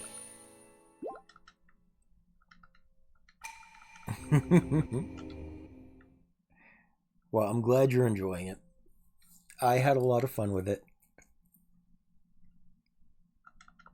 Oh, you were talking about the DLC for Splatoon first, and now for Outer Wilds. Okay, good. Like I said, I didn't even know Splatoon had DLC, because I haven't played Splatoon proper.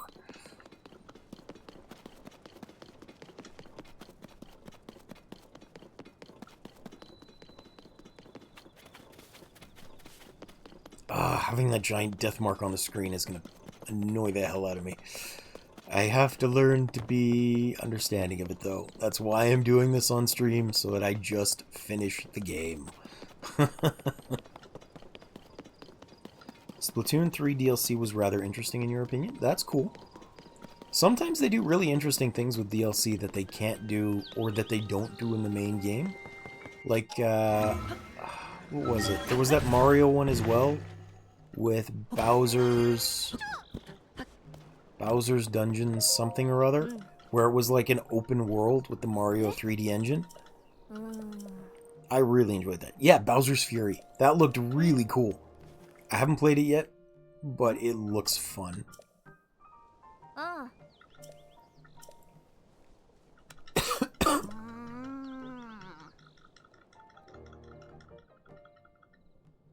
Finished that game with hubby, you had fun? Yep. It looks like it. It looks like a lot of fun.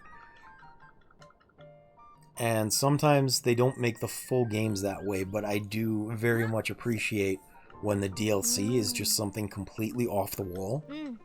And that open world concept, they haven't done that in quite a long time, to be honest. They kind of did it with Mario Odyssey, but it hasn't been open world to that extent since I think Mario Sunshine. So having it show up in Bowser's Fury was just really entertaining, or it looked like it.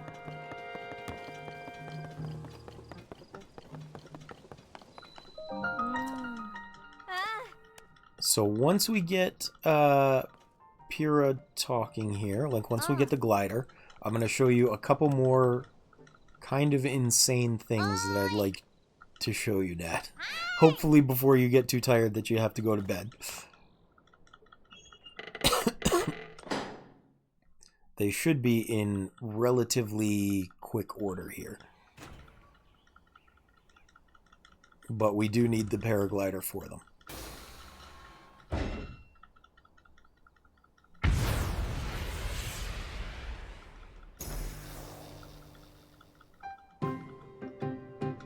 Oh yeah, we're gonna skip this. Usually I would see that cutscene, but it's just showing where all the Skyview towers are, and I have seen them. We're good.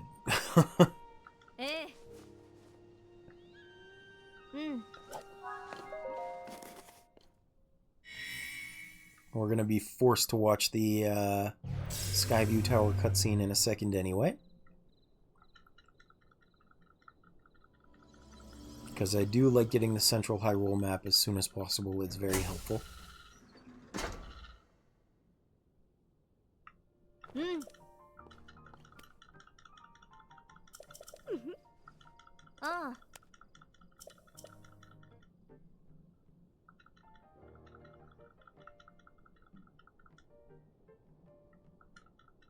Yes, you have given us a view of the Skyview Tower like 6 times in the last 8 seconds. We know what it looks like.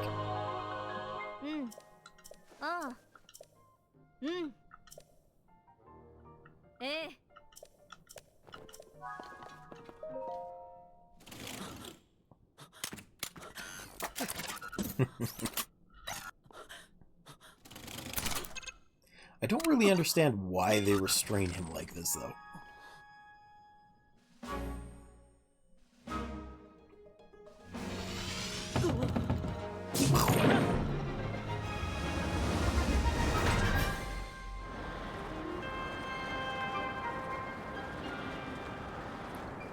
And I don't think there are any fairy islands right close by here. There are not. Okay.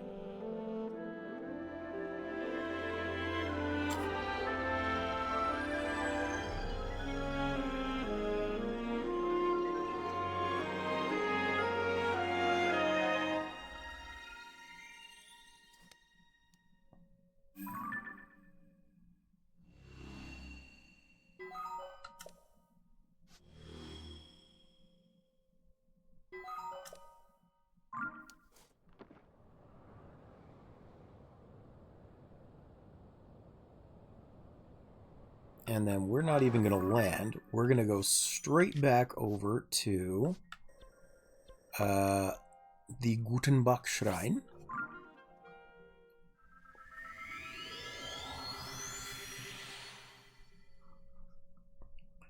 Because we're going to do another interesting little long glide here.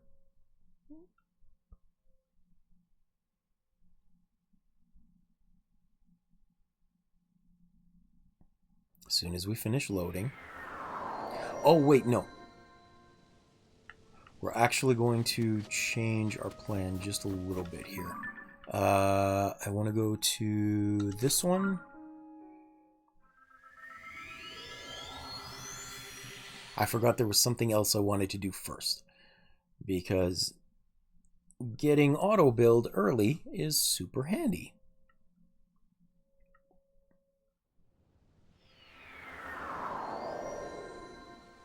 So just for kicks and giggles, we're going to go put these on. And I need... yeah, that won't be fine. These extra arrows? No, never mind. Zonai device. Materials, here we go. Oh, I forgot to grab my third black moblin horn. Oh well. That'll be fine. So yes, we're fresh out of Great Sky Island, and we have a plus 36 weapon. Which will very much trivialize the next part that we're going to do.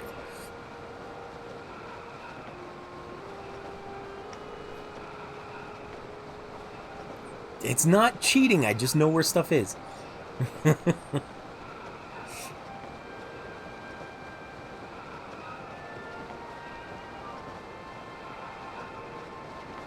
I am going to be suffering enough from the fact that I did that stupid fall damage death.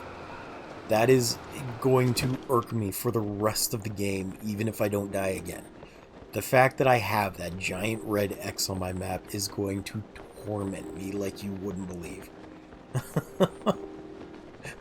If you want me to suffer, I will be suffering the rest of the game as a result of that. I just want you to be aware. I am not getting through this pain-free. I'm chill. I'm chill. Just saying.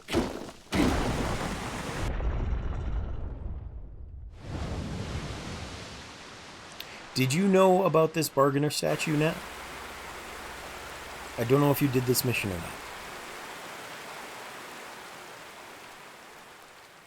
Okay, so, oh yeah, because you don't like going to the depths at all. If you drain this section out, there is this little guy here. You who hear my voice, come to me in the Temple of Time ruins, up the road on the plateau to the south. And he speaks through the goddess statue, but we're not going to go talk to him at this moment. I just wanted to unleash him for later, since we're going by this way anyway. What we're going to do instead is come down here. Whee!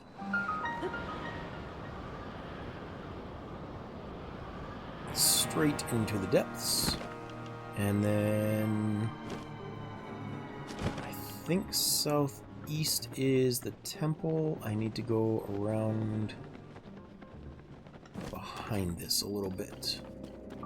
Like north. Oh, that's why. Where is my way through? This way? Because there should be a light route just past here. Not that way. Here it is. Oh, you did see that dude. Okay. Did you see the giant one beneath the temple here?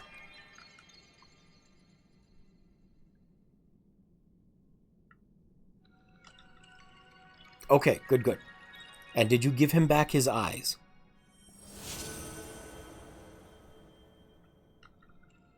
Because if you do that mission, you get a free upgrade like you've done a shrine, or like you've done 4 shrines.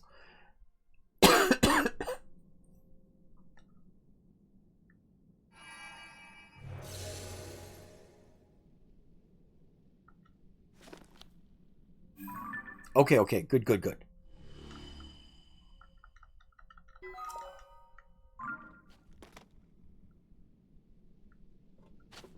So first thing we're going to do is run over here because I need a little bit of the Zonite. So we're going to raid this camp really quickly and easily. And let's do one of these.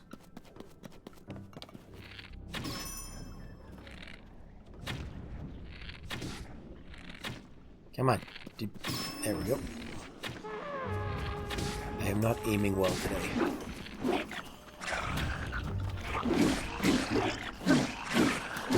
Ah, you bud. There we go. I'm gonna pick up another stone hammer though, because I'm gonna need to smash some stuff.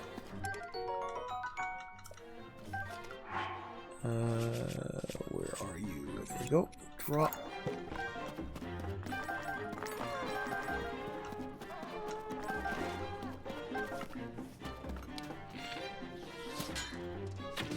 There we go.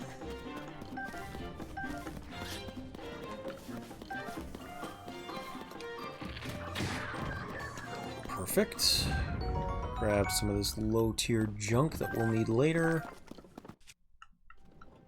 And let's smash some of these.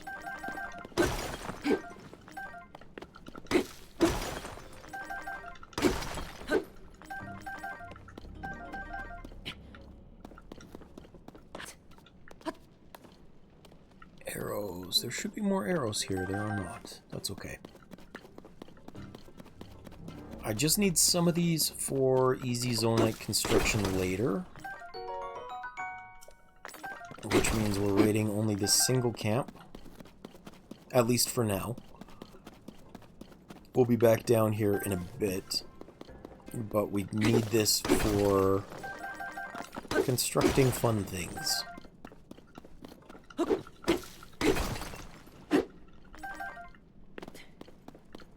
think there's arrows in here. Usually. Yeah. Those are helpful too.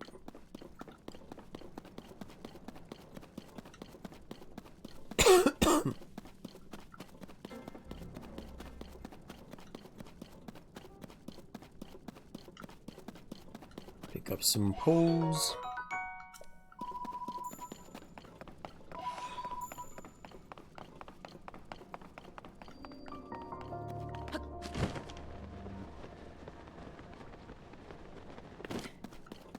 Oh, I hope your throat doesn't stay sore for too long. Are you scared of the depths or are you scared of the sore throat? Because I would be more scared of the sore throat.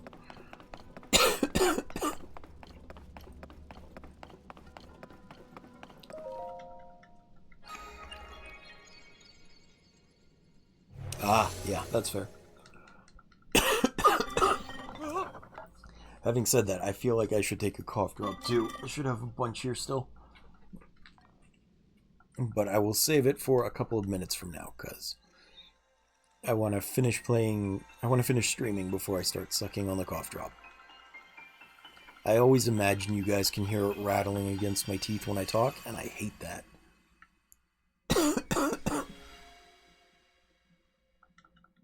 Again, what? Oh, caught something again.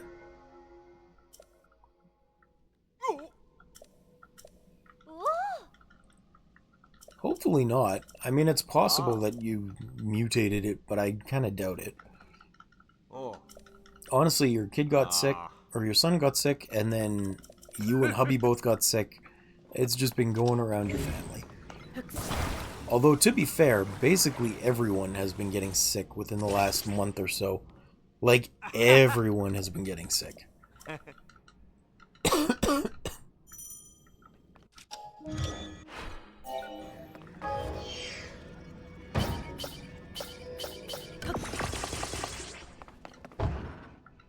There's been a confirmed case of COVID at the kindergarten, so it could just be another virus. That's fair. That's fair.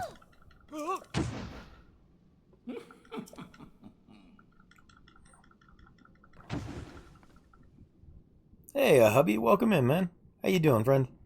The wheels in the cart go round and round, round and round, round and round. The wheels in the cart go round and round so early in the morning. I have been making Nat suffer by watching me play in weird ways, and then she is making me suffer because she was here to witness the death, which means I can't reload to get rid of it.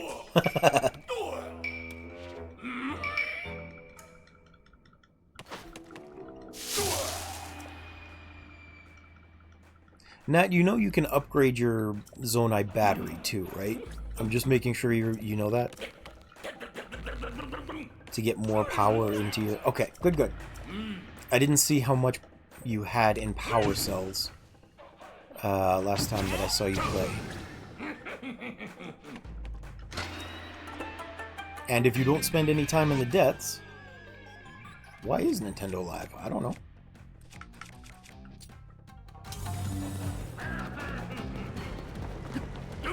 Oh,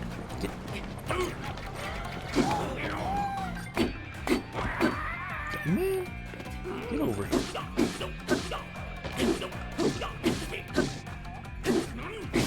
There we go.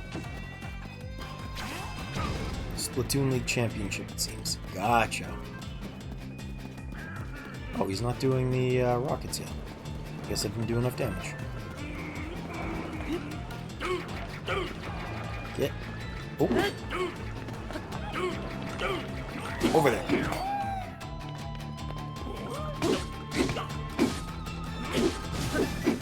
There we go. Now he's doing the rocket one.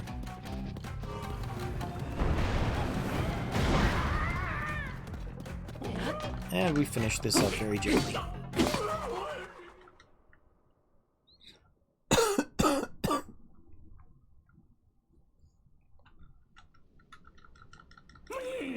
I like how it's implied he's so fat that he needs 4 fans on his little plane here, on his fan plane. Anyway, how are you doing today, hubby? I'm sorry, I was right in the middle of that fight. I forgot to ask. I know Nat's concerned she's getting sick again, but hopefully you're doing well.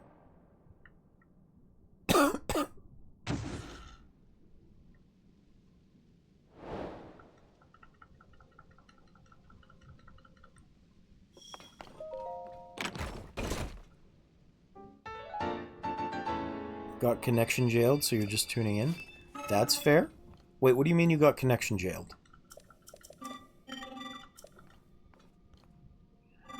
I heard! How did you enjoy it? Nat said she thought it was a little bit strongly flavored, but I didn't hear your thoughts.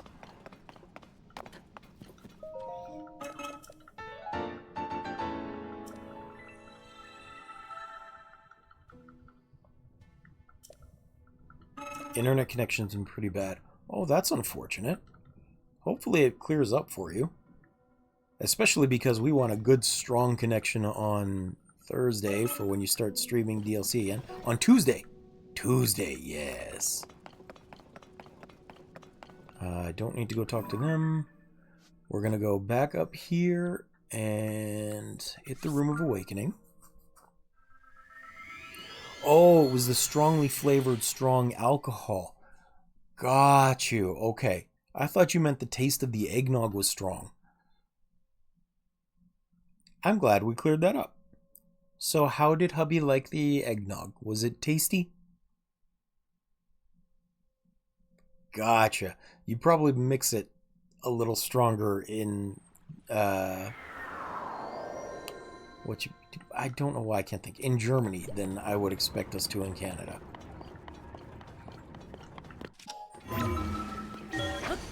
I went to the wrong area. Sausage Land.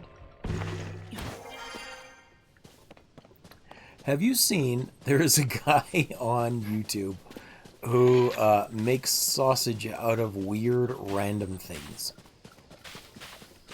I don't know the channel name. It might just be like Sausage It or something like that. But he's even tried stuffing eggnog into sausage wraps and frying them. Yeah, that guy.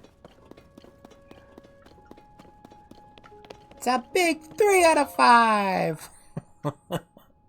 Yeah. He's even done like Nutella sausages and things like that. I don't know, it's a channel gimmick. People watch, so he keeps doing it. It's like there's this guy that does memes, and he pretends to be, I'm pretty sure he pretends to be like a super pathetic beta that has a lisp and is trying to get a girlfriend. So he like sits on a bed and tells awful puns with his feet out and exposed to the air. And where am I even going? I'll go this way. And then at the end of every video, I think it's pretends, because at the end of almost every video before he stops it, his character breaks and you can see him just look at himself in disgust before he stops the recording. And it's like, I'm not sure if that's also part of the bit, but I feel as though he's well aware that he started doing this and it got popular, and now he just can't stop doing it. And he hates himself for it. So I don't really know for sure, but it is my thought. Once you solidify yourself into a gimmick, it's very difficult to break out of that gimmick.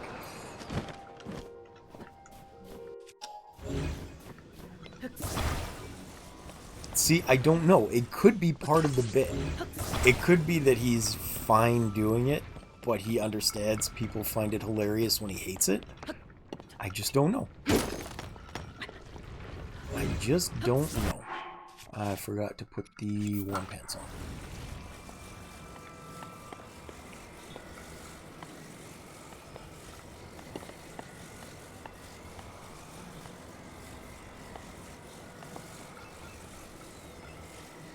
So we're going to do another long glide here, Nat. And can you guess where we're going right away?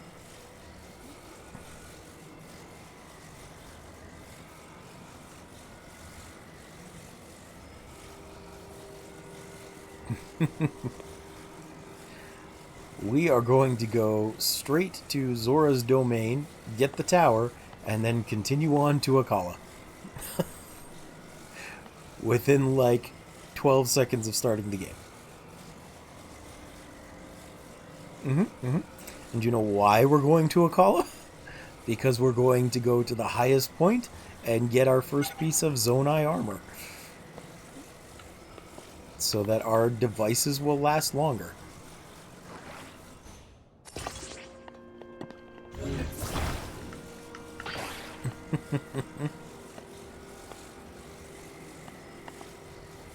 Oops. This way, please. Thank you. Yeah, we're just skipping the land route. We're skipping all of the shrines. We're skipping pretty well everything to get to the farthest reaches of the map. And we will go back and do a lot of stuff. Just for right now, we currently have the ability to rebuild any Zonai device that we want for pretty cheap. I can't. I don't wanna. I want to get all the sages first. You didn't even see the 5th sage yet, did you? I don't know if you did that in your own game, but there actually is a 5th sage that we were telling you about when you were heading to fight Ganon. So, like, well, I'll make sure to do that so that you can see what you missed too. Oh, ooh. No! Get back here! Oh well. I guess I gotta use one of my own. Go this way, and this way. It was a bit dumb, but we still recovered it. I got talking and waited too long. My wing expired on me too soon.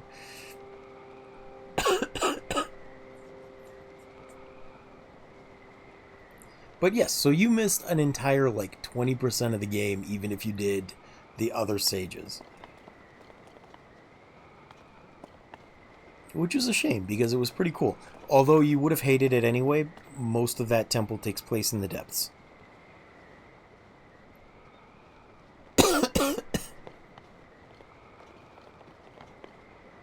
I don't know if you even had enough hearts for it, because you need 10 hearts to access it. You used to be able to go up from underneath and skip the 10 heart requirement, but they did patch that because that wasn't intended. Whoop! Give me this. I didn't know that could just destroy a plant. It's actually pretty funny. Weapons, let's drop this.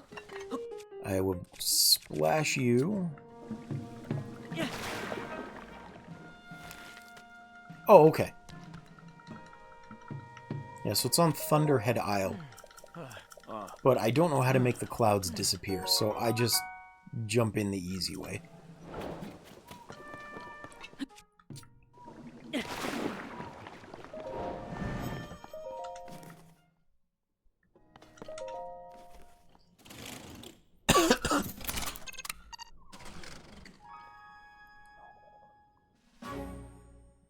Incidentally, I like stopping here and getting that because you do need a pristine Zora Spear for later, which means if we can break this one early, it'll show up in the depths early too. Which is very nice. Hopefully I'll get lucky and find one quickly. Mechanically speaking, which, you know, is just the techno-babble, I talked about it a little bit earlier, but all of the pristine weapons you can find in the depths have a pool of weapons that they can draw from. And the default, like the lowest they can ever go, is with a traveler's version, like a traveler's sword or traveler's broadsword. And that just means you hit the losing number on the lottery. And the fewer weapons that are in that pool, the more likely you are to get the kind of weapon that you want. So if you've broken like a knight's sword or something, chances are that can show up in any of those locations.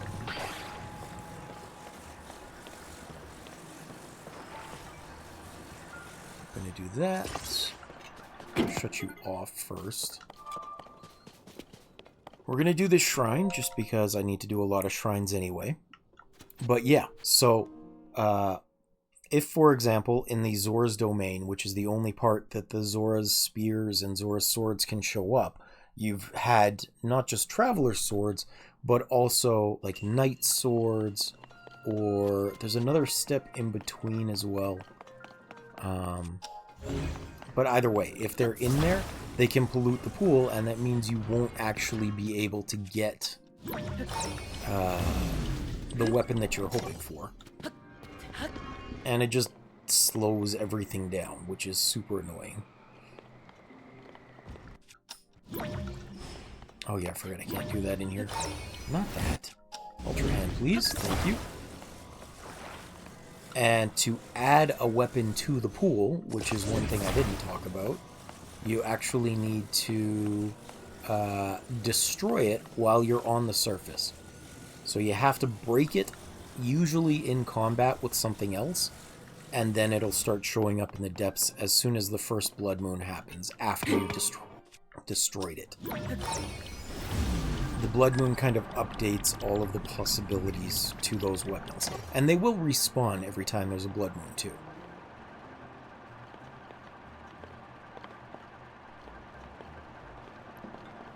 So I need to get into a fight with some of these in order to get the Royal Guard's weapons to start showing up in the depths. And they're always in this really dangerous area. I've lost a lot of runs trying to get there too early.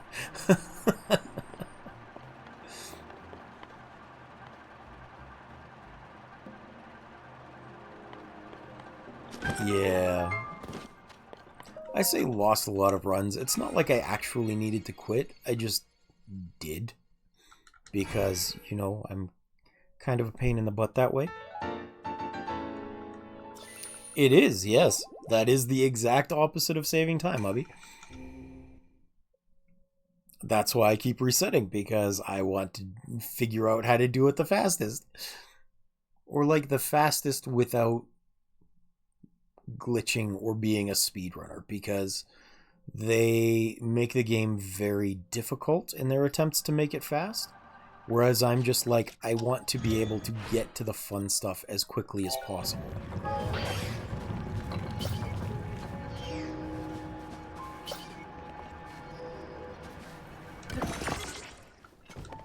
Oh, not that. Stay there.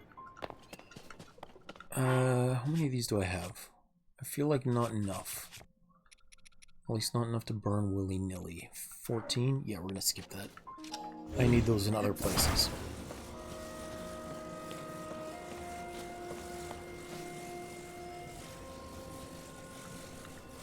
So we're pulling this out. We're gonna use it as a little impromptu launch pad again.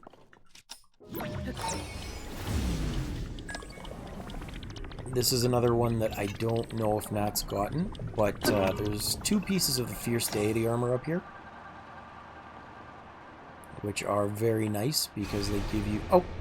Panic Blood Moon. We'll sit through the first one.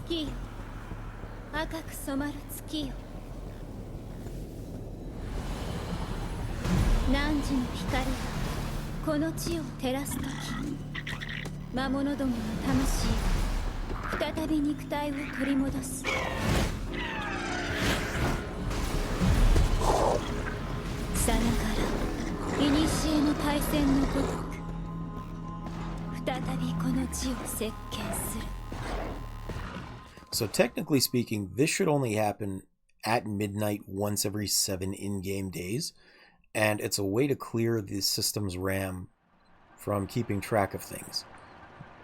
But you can cause a panic blood moon by overloading the RAM if you're doing things too quickly, or people can force a blood moon to happen by spamming multi-shot arrows with opals attached to them. In this case, I'm just kind of traveling too far too quickly, so it had to clear the RAM so it wouldn't crash. That's why it happened at 5 o'clock in the morning game time instead of in the middle of the game. Or instead of when it was supposed to. Which is unfortunate because I really wanted to break some of those weapons first. Oh well, for next time. We're going to come right down here.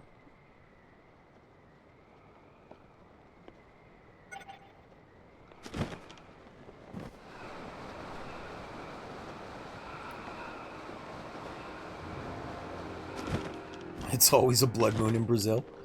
I'm going to grab this. I'm not going to do it right now, because I know it's getting pretty late for you guys. You're going to want to go to bed soon, and I want to show you this last funny thing before we get there. Because I know Nat didn't spend a lot of time with Zonai devices, and there's two that I would like to show her that are pretty easy to build. But we are going to stop and grab this.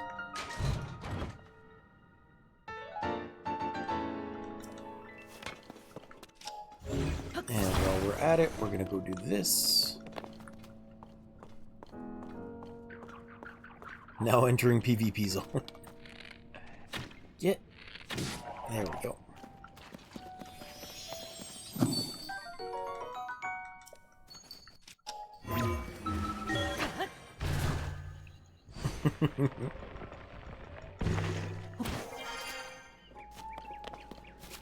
Just down here, there is another set of gloom hands that's going to spawn again.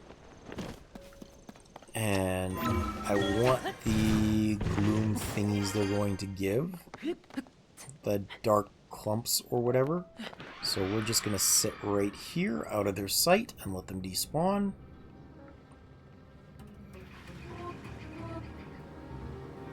Because they will run in a second. That was an owl frog. Yes. An owlog, as opposed to the Alks.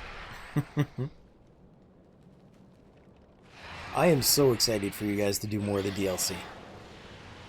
I am so excited for you guys to sit further in.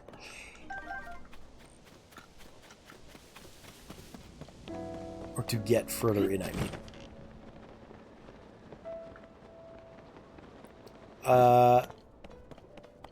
Because they're abominations, and so there's nothing right about them. Well, I'm happy to hear that, hubby.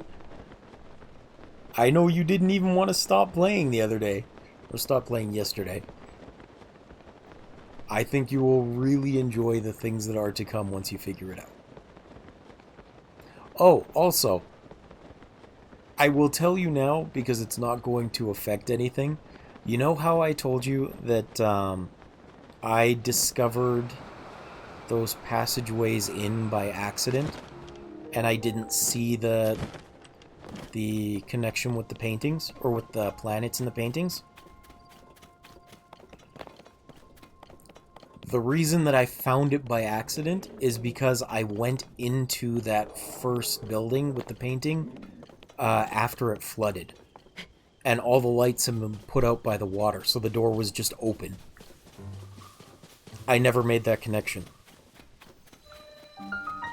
That's what I mean when I say that I just happened to stumble across it. I got lucky.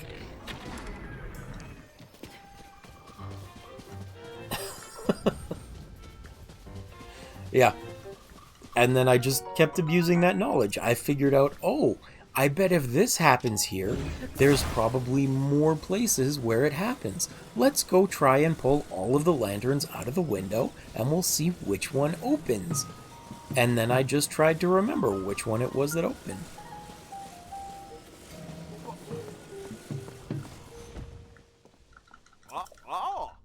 I tremendously got lucky. I got tremendously lucky, and I just abused that knowledge throughout the playthrough over and over again. So for me to say, honestly, that I had no idea it was the planet that was the indication, I legitimately didn't know until you guys did that.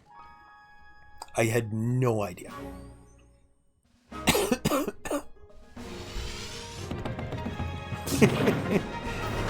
Pretty well, yeah. Except that worked out in my favor, because one puzzle does actually require you to brute force it. I won't tell you which one, but there is one.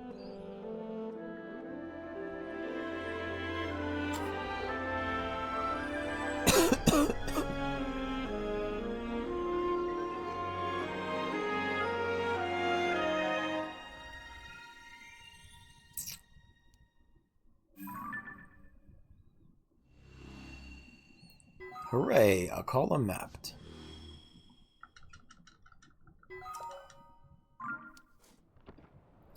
So Nat, in your adventures with the game and the Zonai devices that you've seen, have you ever played with a hoverbike? Or seen anyone play with a hoverbike?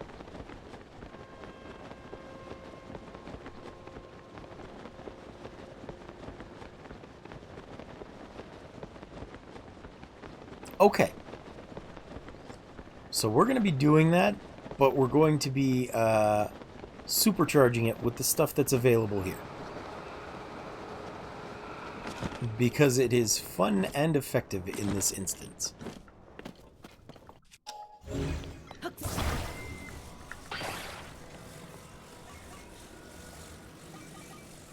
This way. Gonna do it like this just because it's force of habit. Hey, don't do there. I need you on a flat surface, please. There we go. Once you've made them enough, it becomes fairly easy to remake them, but you do need to know what you're doing the first time.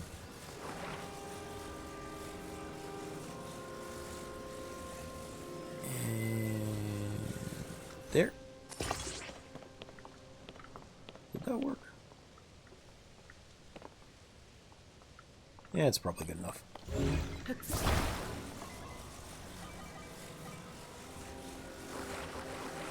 And once more, right about here.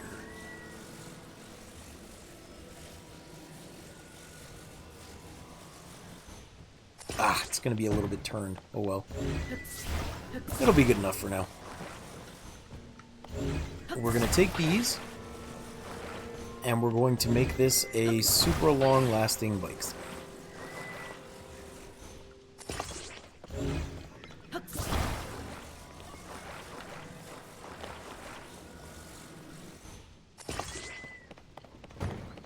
We'll let the auto build do the next one.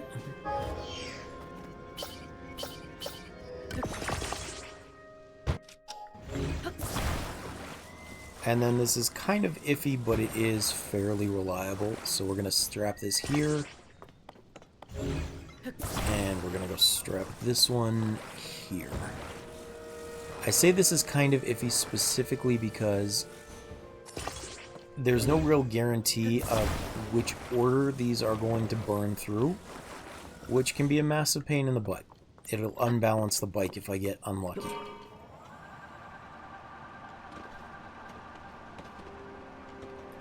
But now, we're just going to use this to get all the way over there.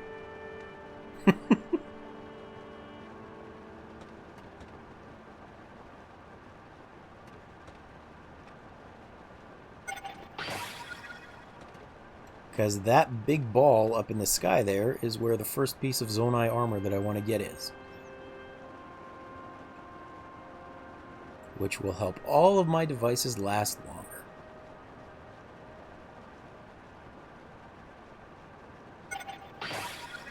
And you're really not, like, intended to do it this way.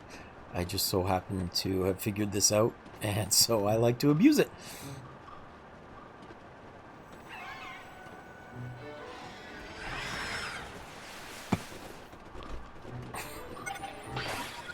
I find those things hilarious. The Aracudas that do death dive bombs. Like they just ram their heads into you mid-air for no particular reason.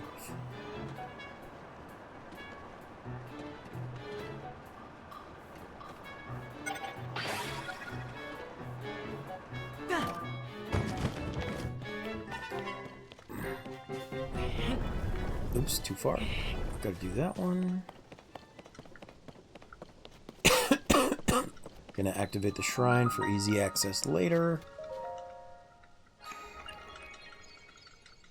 Yes, other than fun. There's the light dragon, which I don't need at the moment. Gotta get myself 2 full stamina wheels before I can do that. Oh, and I also forgot to activate this.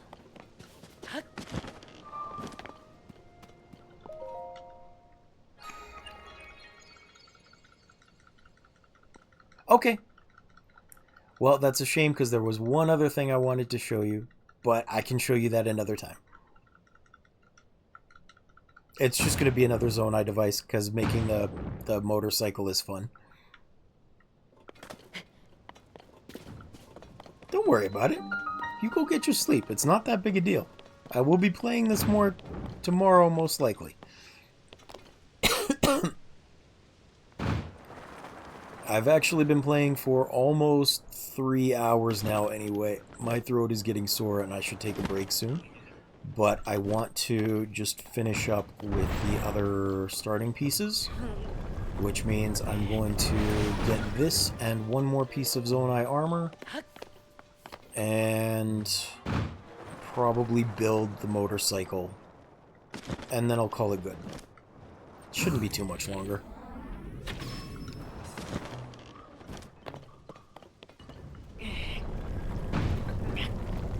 Maybe like half an hour. But yeah, alright. Thank you very much. I hope you have an excellent night, Nat, and I will talk to you tomorrow, hopefully. Thank you for stopping in and spending time with me. As always, I appreciate you being here.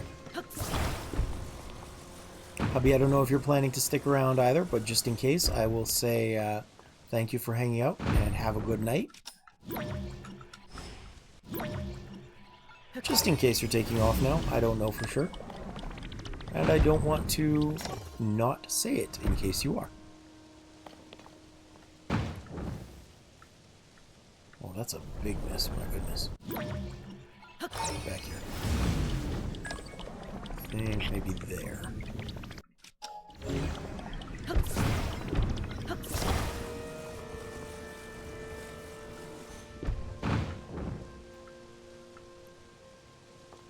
You're passively viewing? Cool, cool. You're cheesing your way through Dead Space Impossible Run. Excellent. Cheesing can be fun. I just wanted to make sure I didn't forget to say goodbye to you if you were going to go to bed too. Because I didn't want to be a butthead.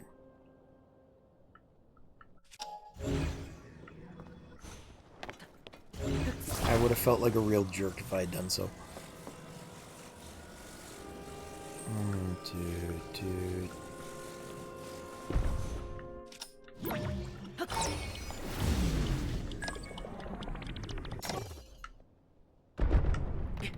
Oh, I missed it. Crap. Oh well. It's just a little bit more of a pain in the butt to get back there. Did you ever see the finger gun Easter egg I was telling you about, hubby? Because I hear that is a thing that's in there. And I don't play that game because it's scary.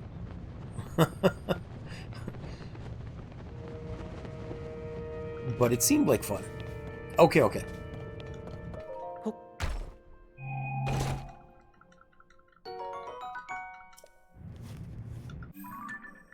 So having grabbed that, we're gonna go... Not there. Not there. We're gonna go to this one? Yeah, we'll go to this one. That's only if I manage... Oh, okay. I didn't know what the actual requirement was, but it does seem like a fun thing. Nat left you a pre-sleep gift. Was it snacks? I hope it was snacks.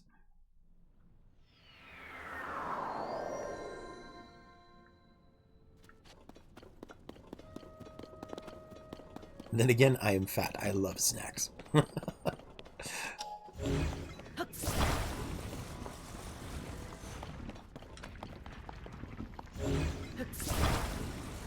She just casually walked over and spilled half a cup of water on your pants. Oh, lovely! I mean, it could be worse. It could have been a full cup.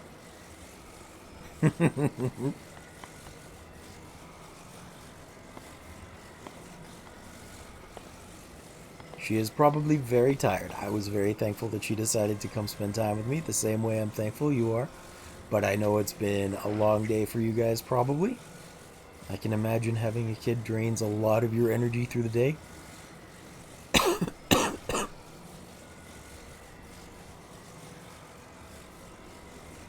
I think I was the exception to the rule for my parents because I tended to just sleep. Although, having said that, not sleep, I tended to read. But having said that, I did also end up hurting myself a lot too.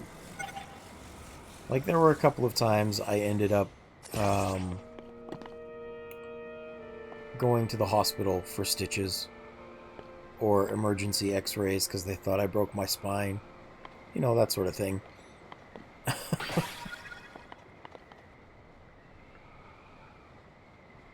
Passive DOT. Nice.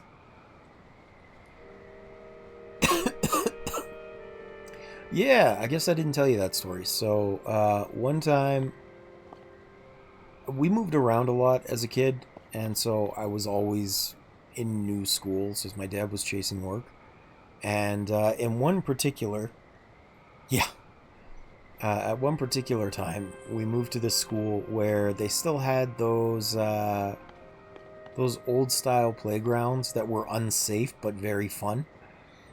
And so we had one of those yellow twirly slides. I don't know if you've ever seen them, but it just goes down in a spiral from maybe only like 6 or 8 feet up total.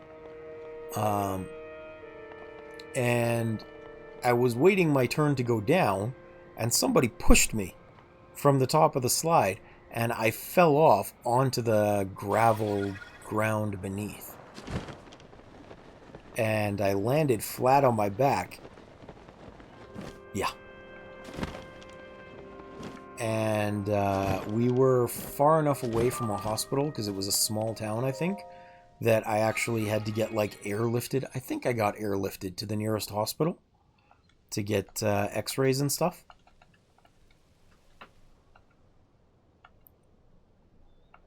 But they did, in fact, think I had broken my spine. And fortunately, I did not. But that is a thing that happened.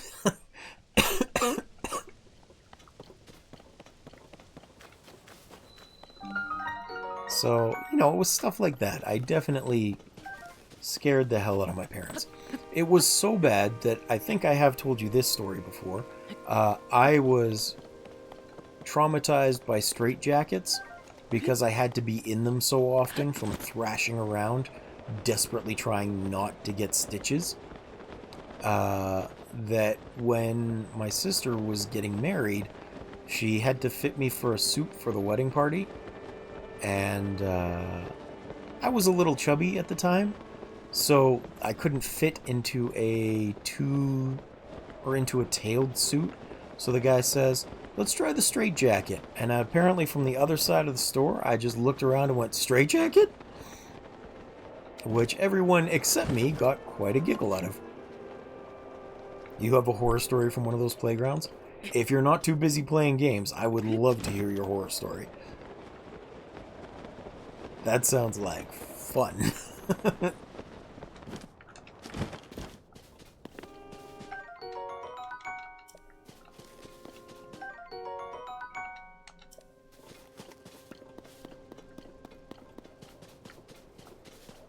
It doesn't involve any straitjackets. Well, that's good. That's good.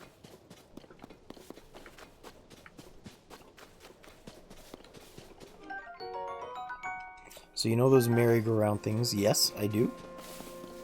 You're talking about the ones that are just spinning circles on the ground with the railings in different colors that you can, like, spin and run around in a circle with, right?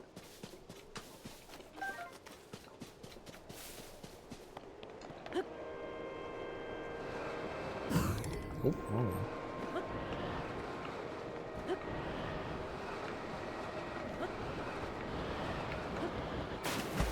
Where the kids used to see... Yes. Same thing. Where the kids used to see how fast you could spin them until you physically get ripped off. Yes. Those things were fun. I liked those.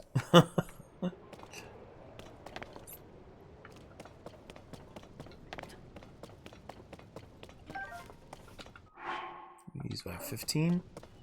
I'm not going to do this one.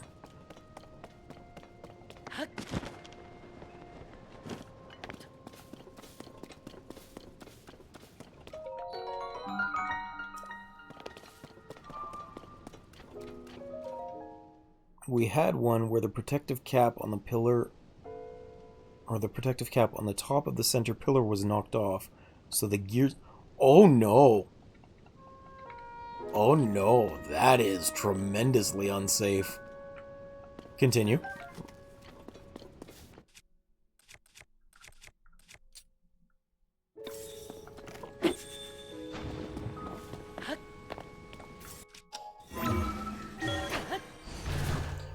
And your shirt got caught. Oh, that's bad.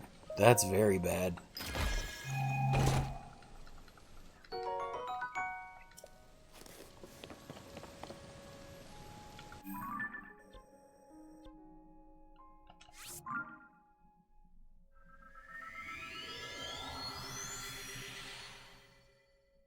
I hope you didn't lose any appendages. Slowly pulling your torso into the grind of Thor 3000. Yep, that's understandable. Hopefully they were at least buried deep enough that even if you got pulled in, your torso couldn't fit through and the shirt would have torn instead.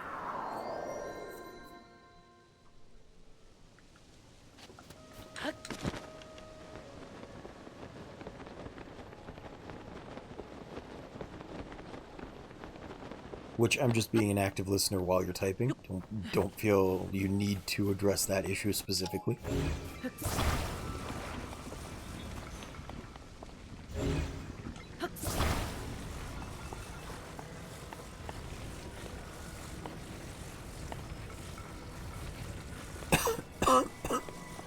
But as you're here, I'm assuming you didn't die.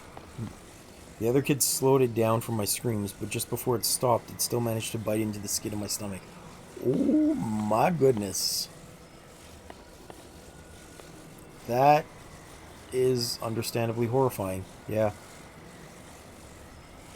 I'm glad you're still here. To be sure, because that sounds horrifying. You still have a small scar on the top of your abs. Fair enough, friend. Fair enough. That's the wrong way, I think.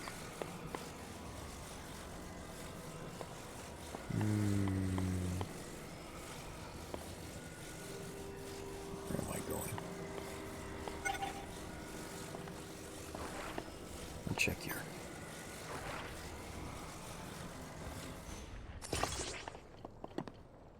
It's only like 2 to 3 centimeters long and a couple millimeters wide. Yeah, but it's still scary. I mean, one of the other accidents that I had left a scar on me is I actually have a scar on my forehead. Because when I was young, it's this way. My mom was doing laundry in the laundry room, and we had like a really janky shelf put in that was only held in by one nail. Oh, sorry. But at the time, I was like half of my current size, so relatively twice the damage. That's fair. Yeah. As I was saying, I have a scar on top of my... or on my forehead, because I was climbing on this very tenuously attached cupboard that was only held in by one nail and already had bleach in it. And so my mom was busy doing laundry. I just decided to climb while her back was turned and she was doing things. And the cupboard ripped out of the wall and ended up falling directly onto my head. So the corner of the cupboard got lodged in there from the weight of the bleach that was still inside. And yeah, that was another instance where I had to be rushed to the hospital and get stitches and be put in a straitjacket. because I was thrashing around so much, 4 adults could not keep me still enough to let the doctor do the stitches. So that was a thing. And I do indeed, it's a small scar now, but it absolutely is there. Anytime that I raise my eyebrows to get a forehead wrinkle, you can see it still. Fairly plain as day, to be honest.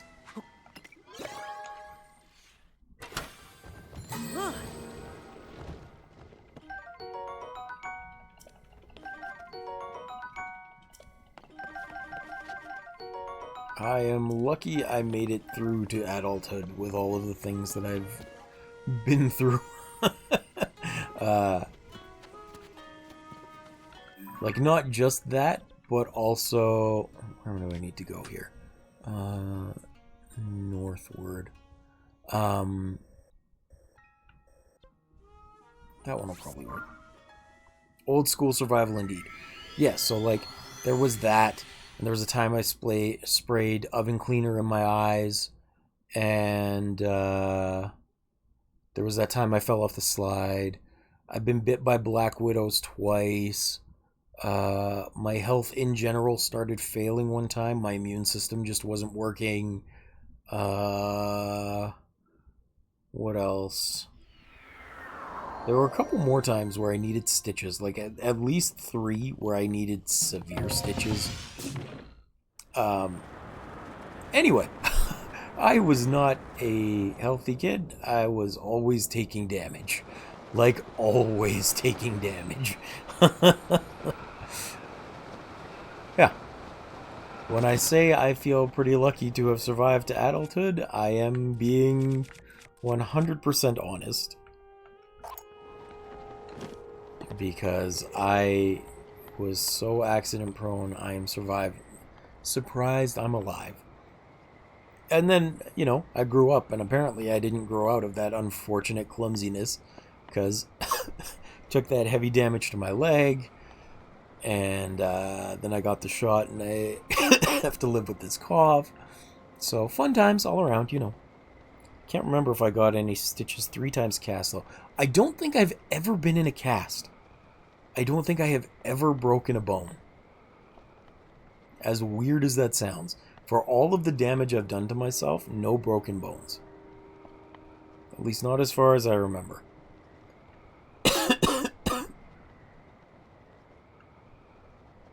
We do.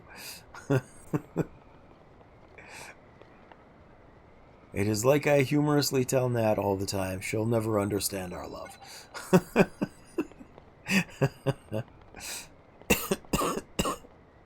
Exactly.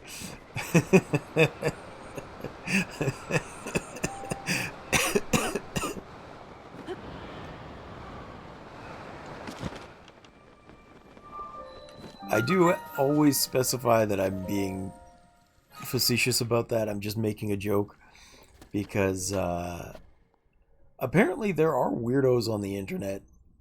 Like, I was watching Iron Mouse, or a clip of Iron Mouse the other day, and she was talking about how she's even had people that would send her, like, long, rambling goodbye messages because they thought that they had some sort of emotional connection with her, and when she was talking on stream, they thought she was talking directly to them, and then when she didn't pay attention, they had their hearts broken and all this stuff. Like, people are weird. People are really weird sometimes.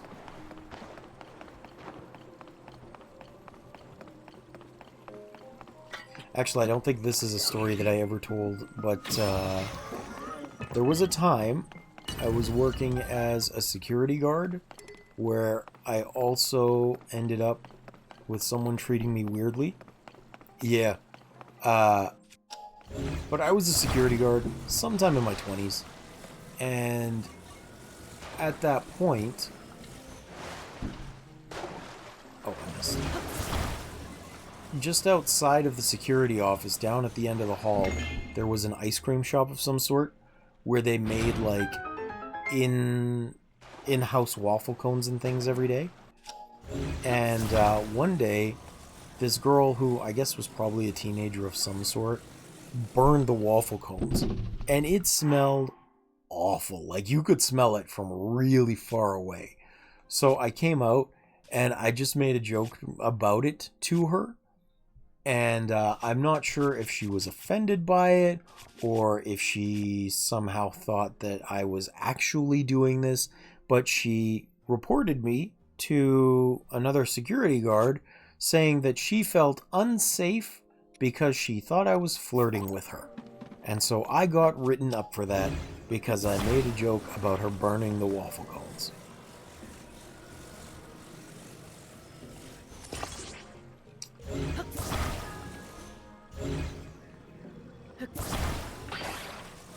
Yeah. Yeah. Put this like here, I guess. People are weird, man.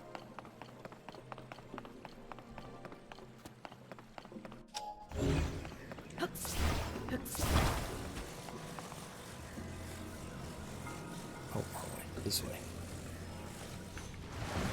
And so every time since then that I've had like female coworkers, I'm not kidding, literally every time since then that I've had female coworkers, I make very sure, ow! I make very sure to specify that they know I'm not flirting with you, I just like making jokes, I am a happy-go-lucky, jovial fellow. Please don't report me somehow. Ever since, like every job that I've had since then. Because I don't want that to happen. I'm not flirting with you in the office just because I make puns. I just like making puns. They're fun.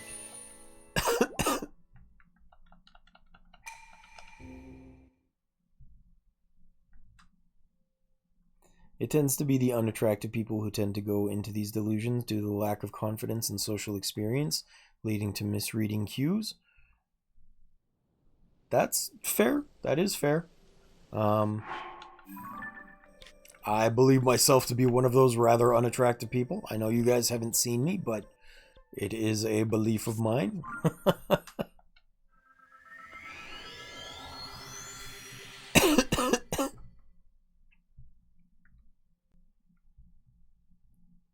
Not that it matters with my current health anyway. I have thoroughly given up on the thought of finding love. But, yeah, it happens.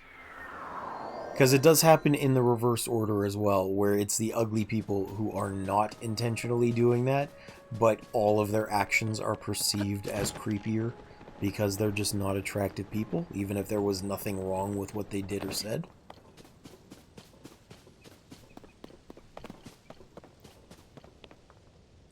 It happens. Yeah.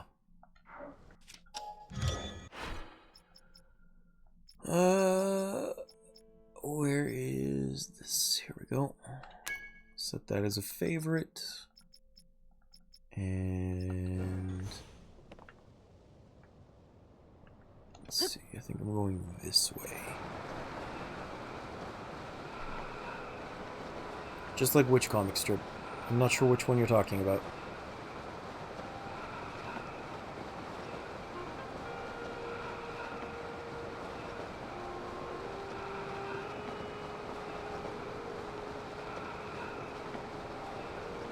Handsome guy, hey Susan. Happy, ugly guy, hey Susan. Yeah, okay. I haven't seen it, but I understand exactly what you're getting at by that. Oops.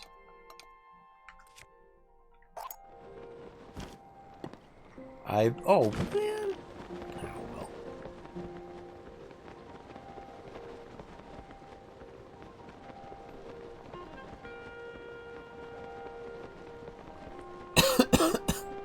I do very much understand. That is a unfortunately relatable thing for me. Y'all wonder why I don't have a face cam? It's 'cause I'm ugly. My camera would break. I'd shatter the lens 3 minutes in.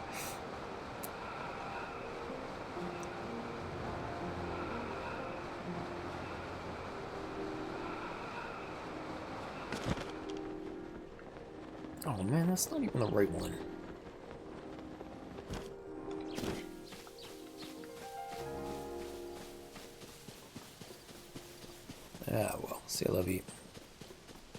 I don't have any wheels, do I? I do not. That's okay.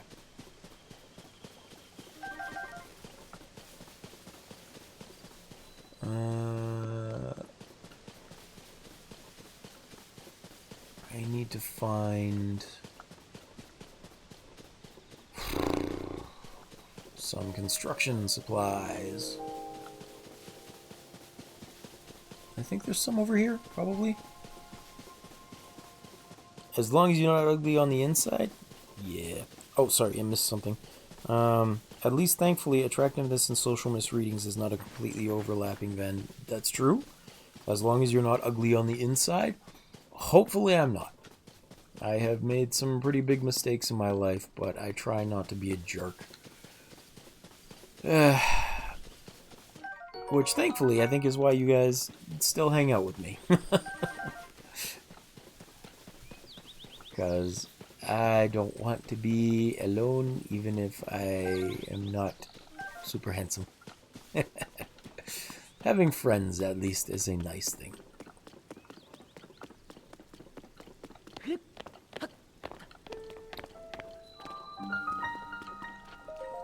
Yeah. Beauty lies in the eyes of the beholder anyway, so what the hell does my opinion matter? I don't know. You're a friend. It's helpful. I like talking to people. You can't have conversations if you don't have opinions. Here we go. Construction supplies. Please tell me there's not. Dang it. Do I at least have... I do not. Okay.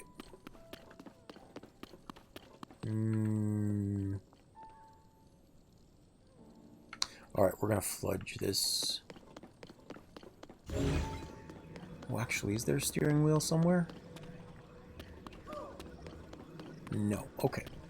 We're still gonna fudge this, because we're gonna make it work. Exactly, just buddy up with beholders that tolerate you. That is fair. That is fair.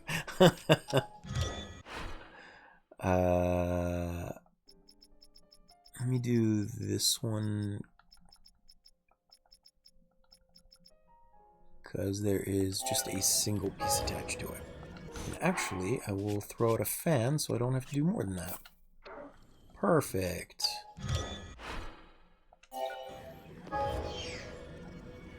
Only weighs 3.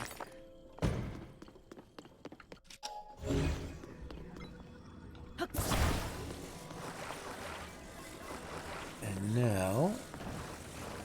I'm gonna have to fudge it again. Put that there.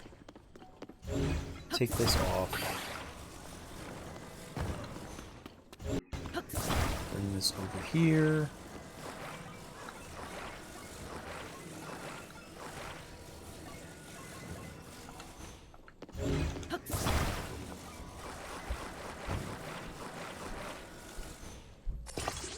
Good. Get you off of there. And bring out one of these.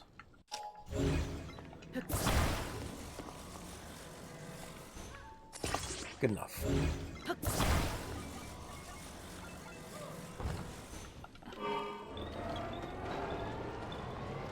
Oops. Going a little bit crooked, but that's okay.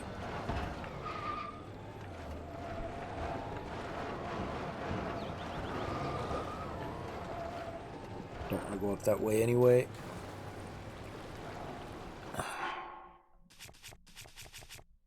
I didn't gather all the things I needed before I started trying to do this, so I'm fudging it as best I can.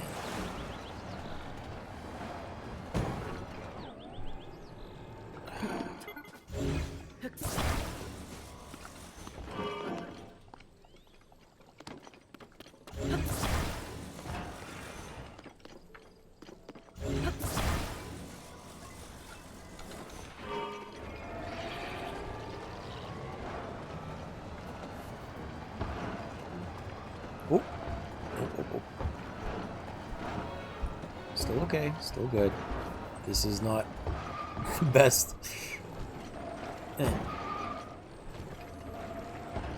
you know what? We're gonna reset this a little bit and put you here instead.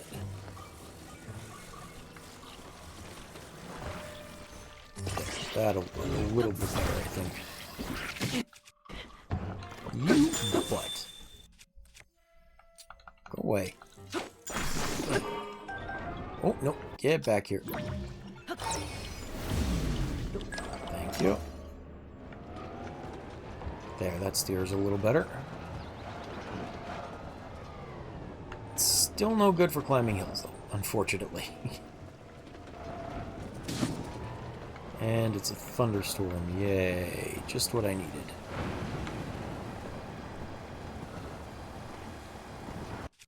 Let's swap weapons. There we go. And I gotta swap shields. And apparently I have to swap bows as well. There we go. At least I won't be blasted by lightning now. I turned it into a Vespa, yes. Well, I'm actually going to be making a motorcycle in just a second here. One of the really cool things this game lets you do is to combine things in weird ways. So you actually might really like this, hubby. I'm going to be making a gyroscope. Like a homemade gyroscope.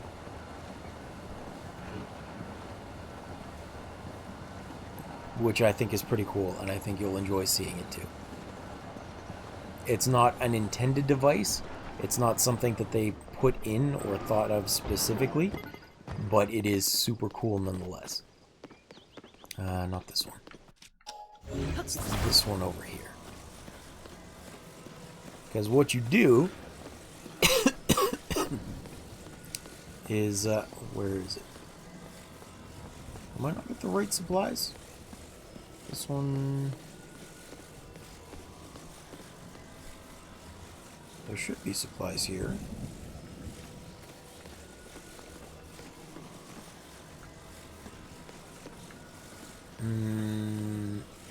One sec. Let me get to the right stuff first before I start talking about it.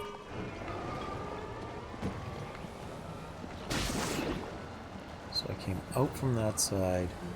It's not the one on the right, it's the one over on the left. That one. There it is. So what you do is you come over here, and they have a bunch of pieces of things to build wagons. So you take these wheels, these wagon wheels, and they have a central axle that spins. So if you attach one onto the other like this, and then you take this special balancing device called a stabilizer and attach it as well right to that axle. Oops. I misaligned it. What you get is a two-plane balancing device that will keep you upright and allow you to still get traction. I'm getting so sick of this thing not attaching it in the right place. There we go. See, if I do this, then it's free to spin and rotate at the same time. And it's super cool. So what I'm going to do is take it and attach it here.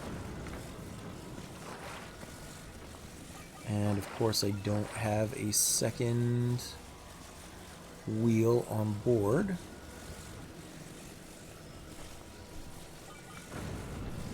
That's alright. Put you not there.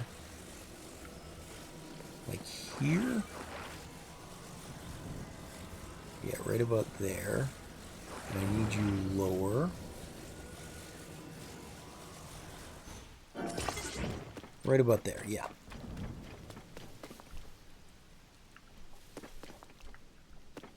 And I'm actually going to save that design so I can build that later.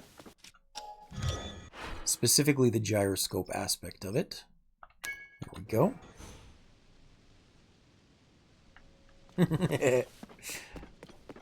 Unfortunately, no. But there are some pretty interesting applications for it. For things like that, to be sure. For example, there is a propeller in the game that runs off of electricity, but the only way to produce electricity is to have a special attack Zonai device that uses electricity. So you can actually send it along a metal platform that connects to multiple propellers and turn it into an electrical powered airplane. It's so crazy the things you can actually do in this game.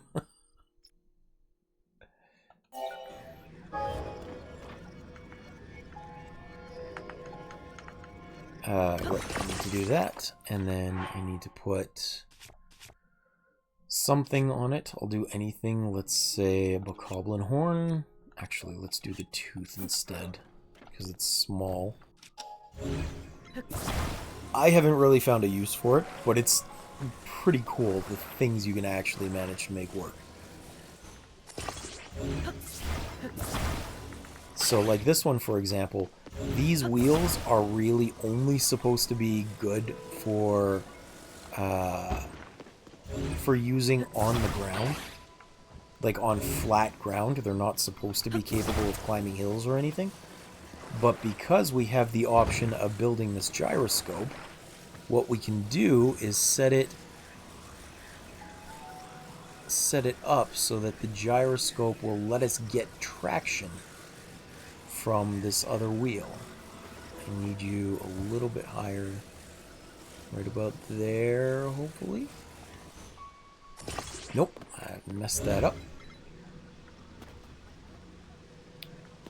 How can I do this?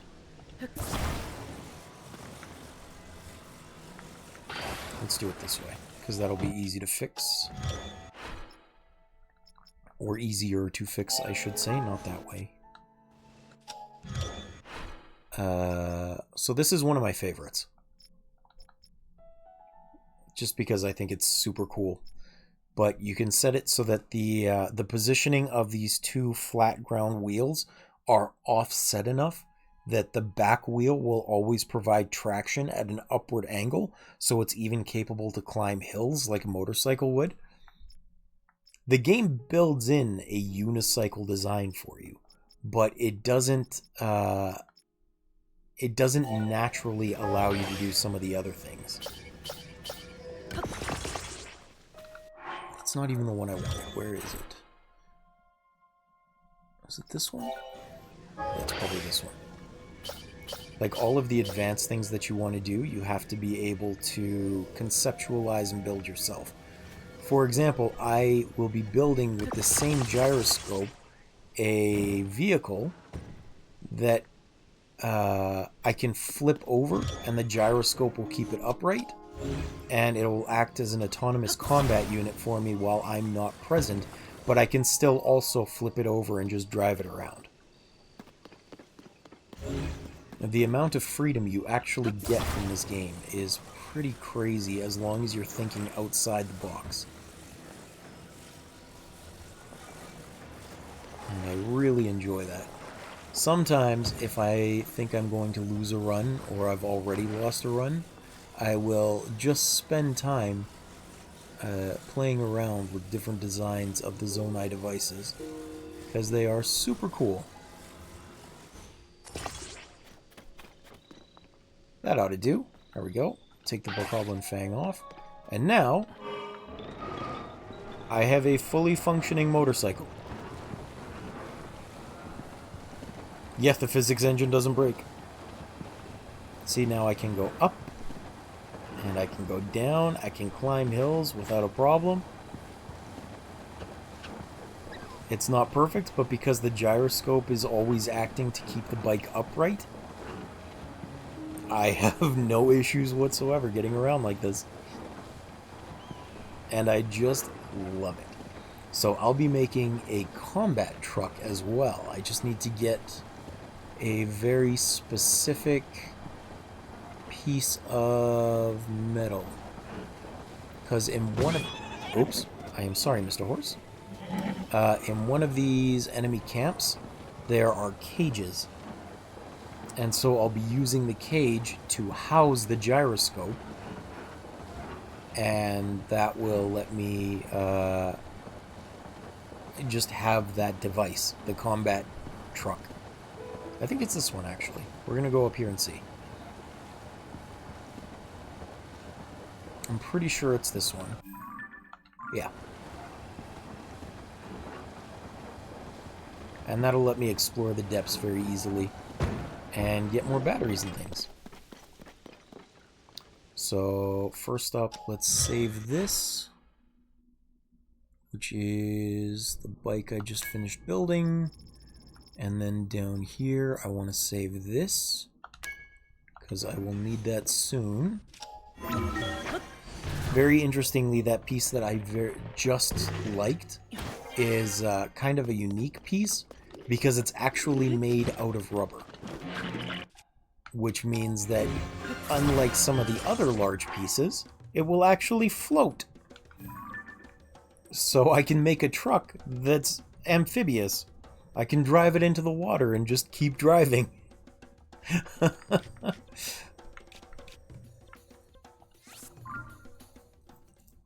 Yeah, it's super interesting. I love the way you can create devices in the game like this. Oh, but I forgot to get some of the other things that I needed to. So one of the other devices that has an unintended property that I'm going to be using for this, I need to go make it still. But there are devices in here called Zonai heads. And they just spin around looking for targets. But as soon as they find a target, they send power to an attached device. Which, in my case, is going to be a laser that I want to attack things. The problem is that laser consumes a whole bunch of power. So what you do is you turn a second head upside down on top of the first, and that way you create short bursts of power instead, making a pulse laser, so it doesn't consume a lot of power. And it's not, you're not supposed to do that. It's not like built with that in mind. It's just that people have discovered that they can do that, and so they take advantage of it. And it is tremendously fun to do so. Oh, absolutely. Like, if you leave that laser running, it will drain through an entire battery in seconds, which just makes it completely non-functional. But because you can do it this way... Yeah, I'm gonna have to use this.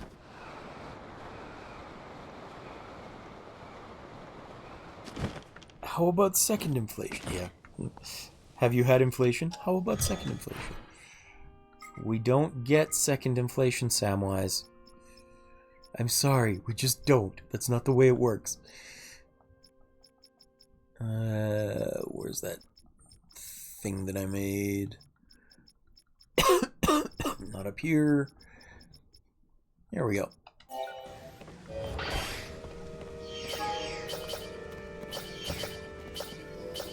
There we are.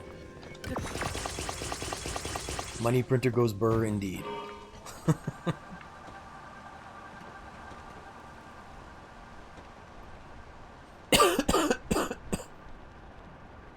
And again, this is just the most... This is honestly the most game-breaking device, this hover cycle. Because for 9 pieces you create, or for 9 pieces of Zonite, you can create this incredibly broken thing. The problem is, it too is very heavy on the battery usage. So, early game, it's not very efficient. Unless, you know, you do it this way and you have a bunch of batteries, which are tremendously expensive to make.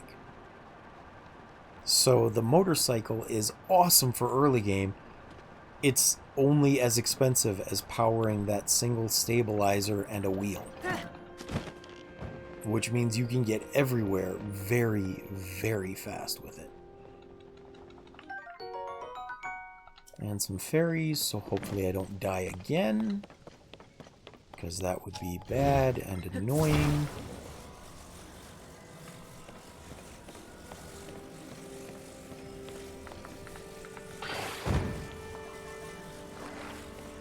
some of these small things like insects and fairies have this mechanic in the game where they run from you based on sound if you're making too much noise. So you can't actually get close to them in a hurry. But they don't run from you if you're not making noise. So just floating over to them means you can get there really, really quickly and easily. Come on. There we go. I think it is cool that things run away from you, though. I think that's interesting.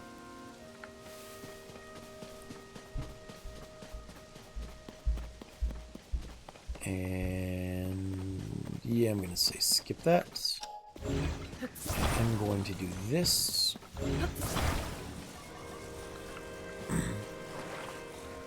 Because just to save on trying to get the actual proper devices early, I'm abusing the fact that some of them just exist naturally in shrines. So I'm using the stuff the game provides for me and letting me auto-build it later.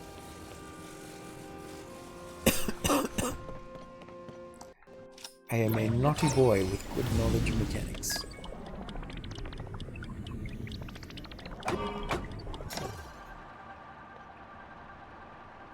And I don't need to go super far here, but if I use this, I can get right over top of where I need to be. Which is this thing here.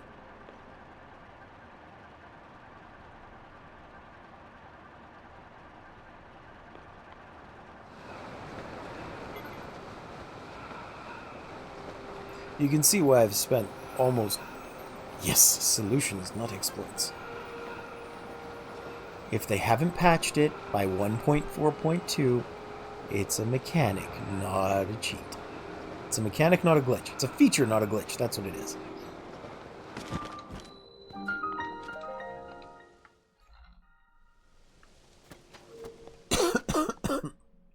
I don't know if you've ever seen speedrunners from, like, Games Done Quick, but every time I think of that, it reminds me of this one extremely cringy moment where the speedrunners were fortunate enough to have the developer of the game they were playing on call with them. And so this one guy was being such a cocky little dickbag that he's talking about how, oh yeah, the developers didn't intend for this to happen. We just figured it out and we're breaking the game. And the developer's like, no, we were fully aware of that and we did develop it. Specifically with that in mind, get out of the way, you dick. Why are you there? Butthead.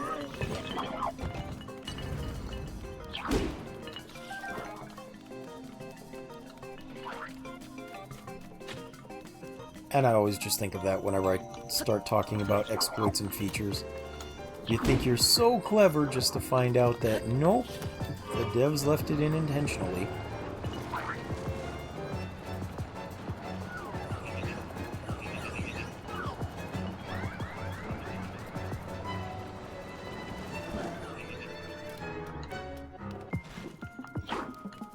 This one. This is the laser.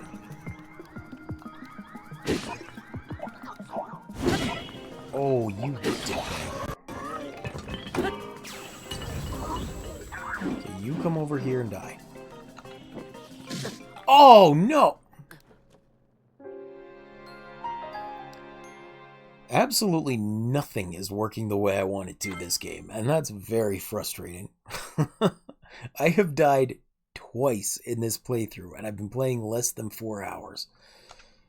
Okay, we're gonna get these in the right order, and we're not going to let that dickbag get on top.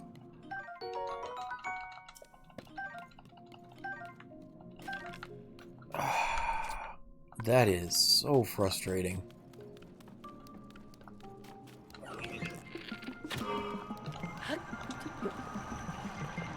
Like, this is how it was supposed to happen. That guy wasn't supposed to be in the way. He wasn't supposed to be able to hit me. He wasn't supposed to block my vehicle.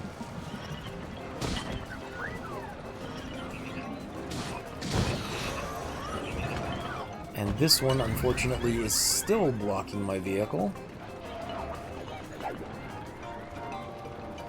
I don't know why nothing is cooperating with me. They do not usually act like this.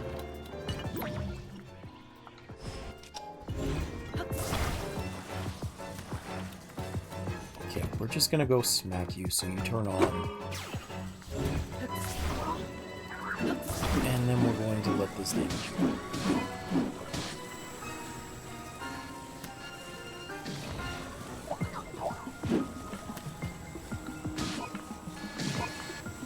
I'm going to blame it on the fact that I'm using a new controller with things in a different way than I usually have them.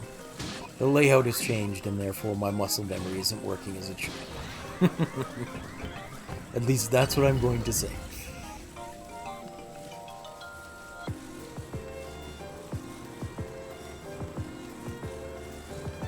But one thing you can see is that the laser, for example, while super powerful, is only activating or only damaging them occasionally.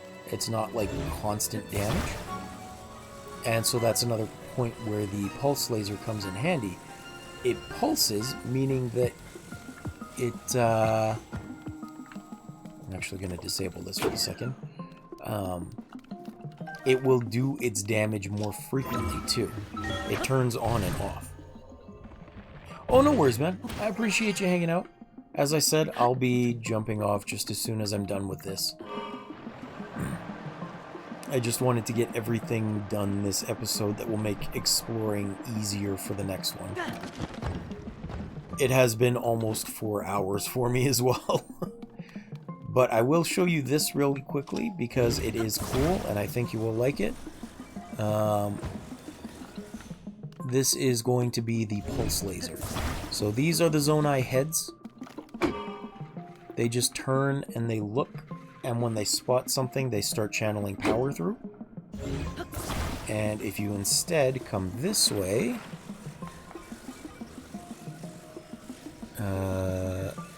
and you flip this one upside down, you can attach it here. And now when this enemy finds something, it will send power up to this head, which will then send a pulse of power to whatever is attached to it.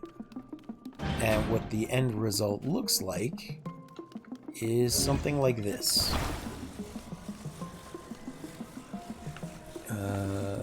Just gotta pull you in.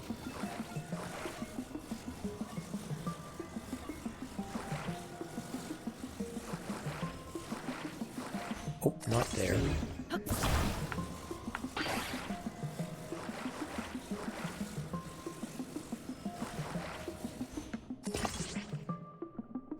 You're actually too high up. I need to lower that just a bit.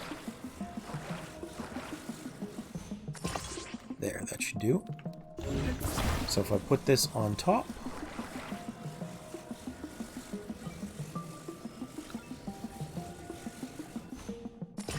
when I turn on this vehicle, you'll notice it starts looking, and then it will pulse fire its laser, actively seeking out a target, and then not wasting power as it shoots bit by bit to destroy its targets. And it's very cool. I like that. Anyway, that was all. Thank you for hanging out, hubby. I appreciate you.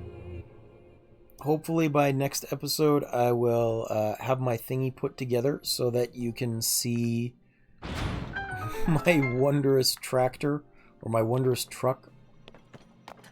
And hopefully you'll enjoy it because I think it's funny.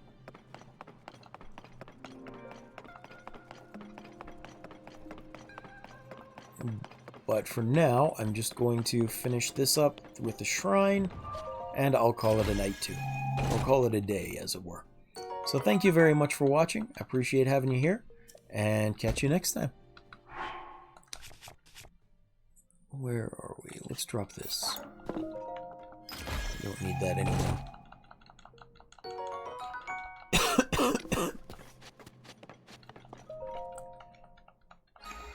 Bye! I can't believe I've died twice this episode already. Well, it has been almost 4 hours since I've been playing now, so this has been a very long first episode. I'm not surprised I'm making some mistakes at this point. Thank you for watching, and I am going to go die. This has been a lot.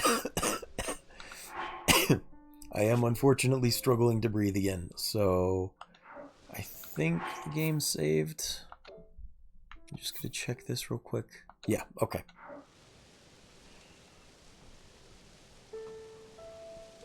And if I go back to this, will it interrupt that?